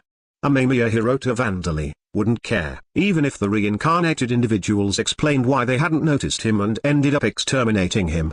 Even if he had been serious when he said that he didn't care about the reincarnated individuals as long as they didn't get involved with him. The moment they contacted him to explain the situation, they would become involved with him. If it was a lie, there was nothing to even think about. Now that I have finished explaining things, I will have you make a choice, said Rod Corti. The first choice is to accept my request and eliminate Vandali. If you choose to do this, I will grant you all of the rewards you wish that I am capable of granting, just as I promised Kaido Kanata. The second choice is to reincarnate in Lambda without accepting my request. Even if you choose this option, there will be no punishment or penalty. As long as you cooperate in Lambda's development, I do not mind. I do not mind allowing you to ascend to become familiar spirits as Shimada Izumi and Machida Ran have done, but be aware that if you do this, it will not be easy for you to become a human again. Whichever the reincarnated individuals chose, Rod Corti would make adjustments and help them, just as he had done with Kaido Kanata, or perhaps to an even greater extent. After hearing Rod Corti's promises, the reincarnated individuals remained silent, looking at him suspiciously. Everyone, my inspector isn't responding, so he's telling the truth, said Izumi. Of course I am, said Rod Corti. As I said before, it would be troublesome if you were to die in Lambda so easily. I want you to understand that the situation has changed for me since the time you died on Earth and you were reincarnated in origin. In other words, Rodcorti was in a position where he couldn't afford to easily lose a few of the 100 reincarnated individuals in Lambda, unlike in Origin. There's no lies in his words, Izumi said, assuring the reincarnated individuals. And then an argument between them began. Whichever they chose, the threat of Vandali would still exist, so they felt that it would be dangerous for one person to make a decision on their own. I don't mind if you argue for several days, but please give me an answer within a month. If you cannot come to an answer, do as I, Shimada Izumi or Mage do around suggest, said Rodcorti. And while he waited for the reincarnated individuals to make a choice, he turned his thoughts towards perhaps answering Alda's request, which he had put aside and left for a while. If Vida, the manager of the system, could be destroyed, or at least removed from her position as a god, then is it possible? Upon laying eyes upon the thing, the man showed astonishment, and then he began trembling, tears flowing from his eyes. He was so filled with emotion that he had become completely immobilized, on the verge of soiling himself. The thing he was looking at was what had become of the person he had looked up to as his master. There was a boy with white, wax-like skin and eyes like those of a dead fish, half buried inside the sphere of what appeared to be flesh-colored clay mannequins entangled around each other. Unable to endure his emotions any longer, the man let out his voice in a shout. Master! You are the greatest. You did not create a living creature from a pre-existing base life form. Even if you did use the relic of a goddess, you created life from nothing at all. This is truly the work of a god, shouted Luciliano, who, as a life attribute mage, had been moved to the heights of emotion. The lump of flesh that had absorbed Vandali began to tremble as well. Luciliano, please be quiet. Legion is clinging onto me strongly out of fear, and there is a risk of me suffocating, said Vandali. The morning after Lump of Flesh-chan had become a new life form, Vandali had summoned all of his important allies that he could gather, so that he could share the information that he had gained from Lump of Flesh-chan, who had been renamed Legion.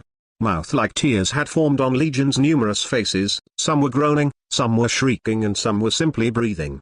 Even Luciliano had been doubtful as to whether it was possible to understand it, but when Vandali extended his spirit form towards it and fused a part of himself with it, communication had become possible. It was difficult, however, as he would hear a new, different voice take over after several seconds or a minute at most, and sometimes he heard multiple voices at once. Communication using this method was probably only possible because Vandali possessed the parallel thought processing skill and he normally had his spirit form heads split into multiple. If there is a chance that Vandali-sama is going to suffocate, then perhaps it is time that you let him go? Said Eleonora, sounding a little envious. Van, I want to hug Lump of Flesh-chan as well. She looks soft and pleasant. Said poor Vina, her words were rather dangerous as she could easily crush a log by hugging it. It kind of looks like it would be delicious if it were cooked. I don't mean any harm though, said Bazdia, who hadn't eaten breakfast yet, causing Legion even more fear. Incidentally, the Scylla Privel had collapsed onto the floor, wearing an expression that was as if the world were about to end. No way, I can't even win in terms of number of legs, I can't even compete, it's over for me. She cried, bursting into tears. Privel, it seems that you have become confused, so how would you like some tea to soothe your heart? Said Belmont, offering Privel a cup of tea. Incidentally, Dana-sama, what would that Legion dono like for breakfast? She asked, seeming confused as to how to address Legion since it contained many female parts but several male parts as well. Legion seemed to be a life form, not an undead. Thus, food was certainly necessary not just for enjoyment, but to maintain life, but from its appearance, it was difficult to imagine what it would eat. It looked able to eat things normally, and it didn't seem like it would only eat raw meat. It seems that anything will do. Meat, fish, vegetables are all fine. It can apparently absorb any organic matter through its body surface. But if possible, meat is best, said Vandali. So, it is like a slime, Belmont said. Her words seemed to trigger a hostile response in Kull. It trembled and began repeatedly trying to change its liquid body's shape to resemble Legion's, failing and collapsing again. By the way, is this the kid's kid? Or does this make it his aunt? Asked Borkus. Legion was a failed product created by Vandali trying to create the body of Darcy using Vida's relic, the resurrection device. It seemed that Borkus was curious as to its relationship to Vandali. Everyone, calm down. Vandali has something important to say.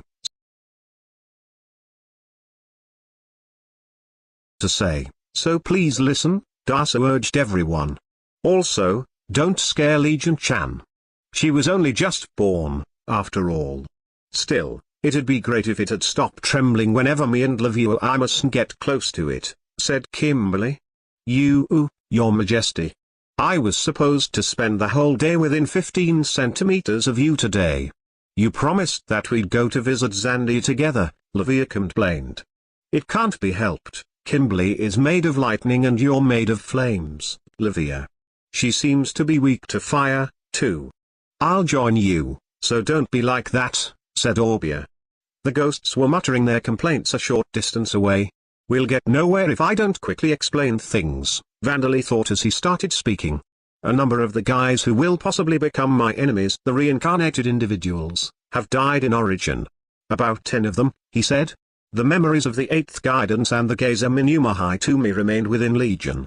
Name, Legion. Age, 0. Title, none. Rank, 1. Race, living lump of flesh. Level, 0. Job, none. Job level, 0. Job history, passive skills, mental corruption. Level 7. Composite soul. Magic resistance. Level 1. Special 5 senses. Physical attack resistance. Level 1. Form alteration. Level 1. Super speed regeneration. Level 1. Active skills. Limited death attribute magic. Level 10. Size alteration. Level 1. Commanding. Level 3. Surgery. Level 5. Unarmed fighting technique. Level 3. Short sword technique. Level 2. Fusion. Level 1 unique skills. Rod Cortes divine protection lost due to moving circle of transmigration systems. New good fortune of reincarnation lost due to moving circle of transmigration systems. God of Origins divine protection Zeruan's divine protection Riculant's divine protection. Gazer. Level 5. Race explanation. Living lump of flesh. A mysterious combined life form created from a mixture of lump of flesh Chan, who seemed to be a base form of life, the disappearing silver that Vandally created, and the souls of all of the 8th guidance members as well as the Geza Minuma Hitumi, which Zeruan did away with various procedures and hammered into the body. The souls were supposed to be inserted one at a time, separate from the lump of flesh and gain bodies resembling the ones they had in their previous lives, or bodies that were at least appropriately shaped even if they were slightly different. It has the appearance of a sphere around 3 meters in diameter, made of flesh-colored clay mannequins entwined around each other. The shapes of the outlines of their heads might share some familiar features that could possibly be recognized by those who knew the 8th guidance members and Minuma Hitumi well. As it appears, it is made entirely of flesh. It contains no organs such as brains or eyeballs, nor does it contain any bones. In a way, it could be described as a slime made of flesh. It has the ability to float in midair, but it can also move around by rolling across the ground. Also, it is the failed product of trying to recreate the body of Dasa, a dark elf, so it possesses the magic resistance skill that all dark elves possess. Its numerous souls have partially fused with one another, and its mental age has regressed due to having been reincarnated. However, it does possess memories and knowledge from its previous lives, even if they are a little damaged in places. It has limited death attribute spells, the abilities of the 8th guidance members, the cheat-like ability Gazer that predicts the future, and various other abilities from its previous lives other than magic of the other attributes as skills. However, because its body is too different from any of its previous bodies, it is likely difficult to make use of all of these skills.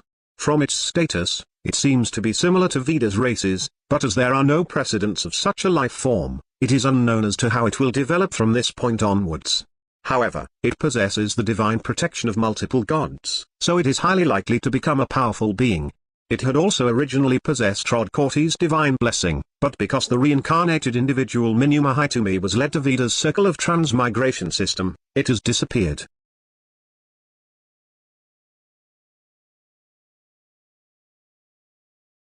Chapter 123, They're coming. But let's prioritize going south for now. A number of the guys who will possibly become my enemies, the reincarnated individuals, have died in origin.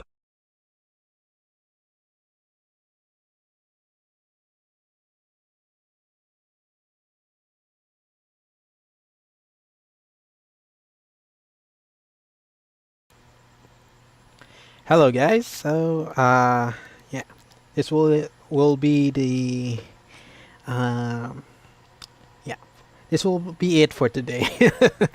For a minute there, I forgot to speak. Well, yeah, it's It's a bit not yeah, it's almost finished, I might say. Mel still needs a bit of improvement, I think. Maybe a bit over here on her uh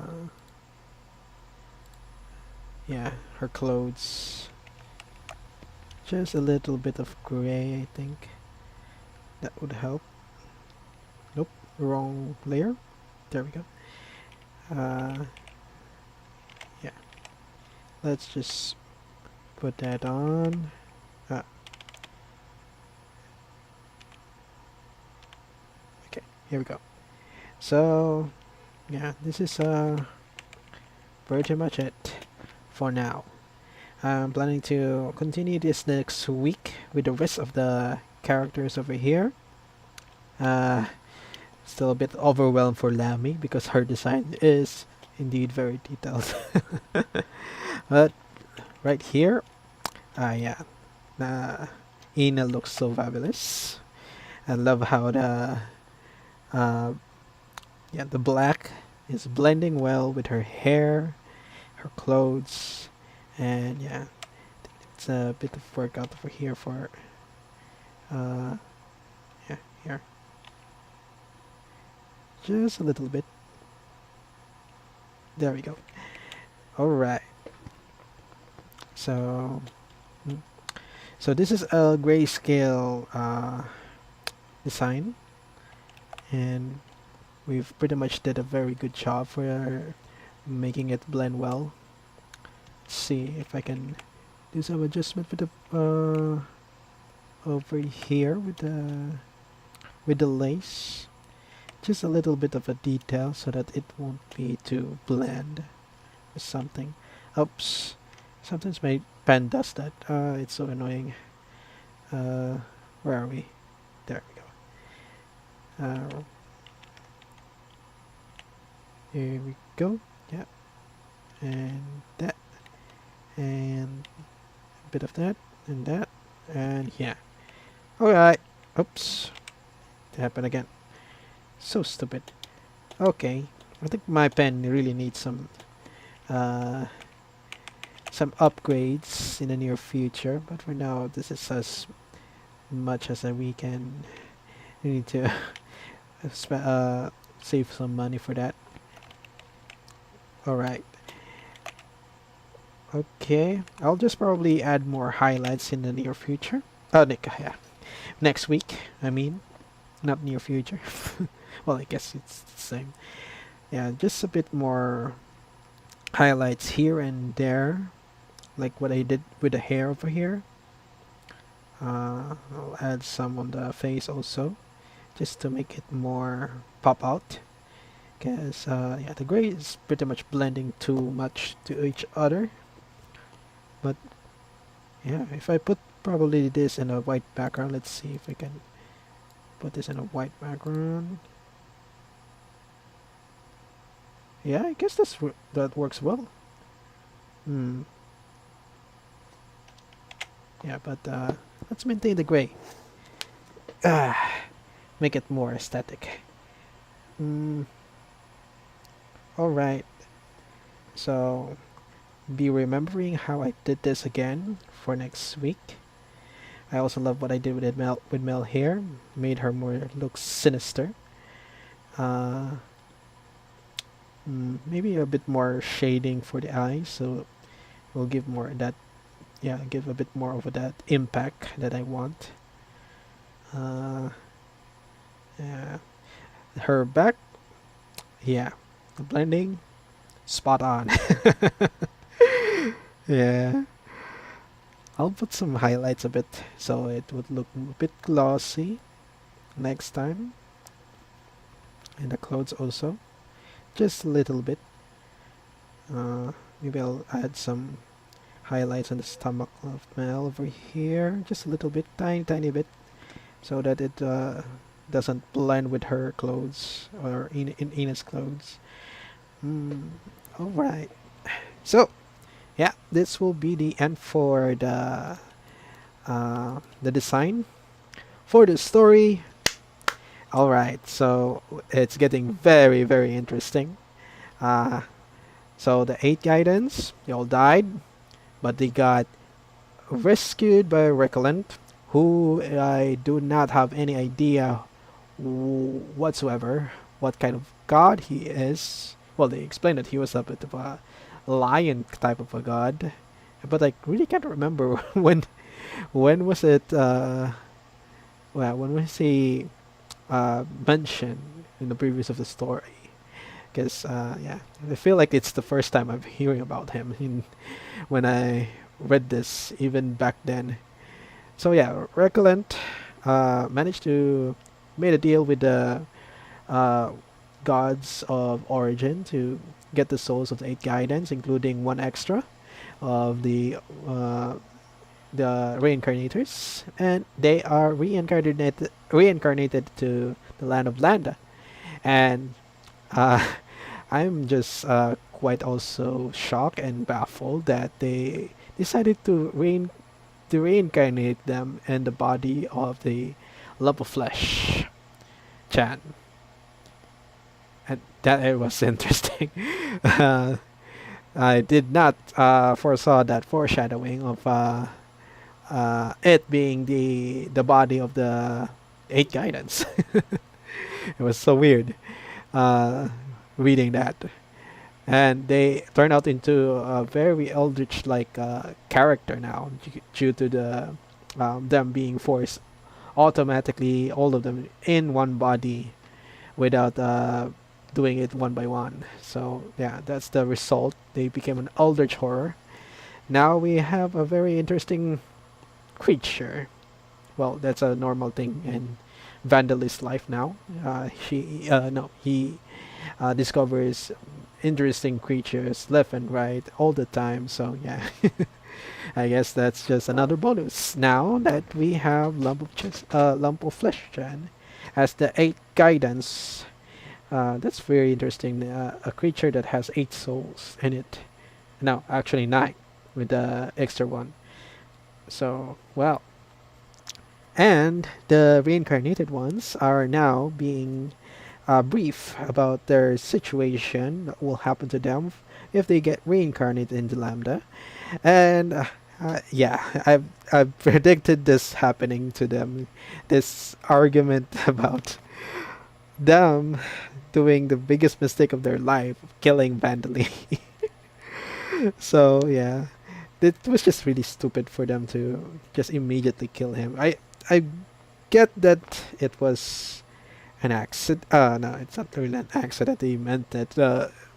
Let's just say it was a very unfortunate mistake that they are now paying very, very bad due to their actions. Now they well, if like what the story was saying, uh, if they didn't uh, if they did kill Vandally, maybe the eight guidance may have not been created, and if they probably managed to discover him sooner, maybe everything that will about to be happening to them, the misfortune that will about to happen, will be prevented. But yeah, this is their consequence, and it all is the fault of Rod Courtney, of course. His stupidity and his like lack of sympathy. That is the main reason of why the story uh, has this kind of plot right now, due to his lack of sympathy to like, actual people, creatures, and everything else. He just cares about himself and his reincarnation system. That's all the things that he cares. So pretty much a selfish god, and so that's the reason why all the problems started happening, because he didn't care anything about the people that he was reincarnating. He didn't check their backgrounds, checking their values and stuff like that. If he have done that, he checked that thoroughly, maybe things would not happen like this. But yeah, it's in this situation right now, and they are all paying the consequence of their actions, especially Rod Courtney. Oh, and he has zero, uh, what you may call this, zero idea why other gods were mad at him. Yeah, that's the that's the most stupid thing about him because he just doesn't know what he did wrong. And now, even if he does realize what he has done wrong, it was too late now because everybody just hates him, except probably the other god that is against against Vandally. So yeah, uh, for now, they're pretty much planning about how to handle Vandally, the eight guidance. No, the eight guidance, the bravers. They will be reincarnating soon, so they have been given the chance to either fight Vandally or do their own business, whatever it is that they are being planned by World Codney. So yeah, that's their situation, and we're about to learn what will happen next chapter. So let's just wait for that. Anyway, guys, that's pretty much the stream for today, and I'm happy of my design and of the story that we just read. And let's look forward for more of this wonderful stream for me, I say. This is a great success for this art. Probably post this later on social media, so check it out. Uh, yeah, okay. But still looking forward for the rest. It's gonna be a intense one. Yeah, because this one, Lamy would be very intense. I can't just I'm dreading it at the same time. I just can't wait. And yeah, mm, yeah, needs to improve my skin tone over here, definitely. But yeah, thanks again for watching. And if you like this video, please subscribe and leave a like. It would really be helpful to me, and I would really appreciate it. So yeah, this is your boy for Shrimp, the Prodigal Shrimp, and I'm signing off. Peace, yeah.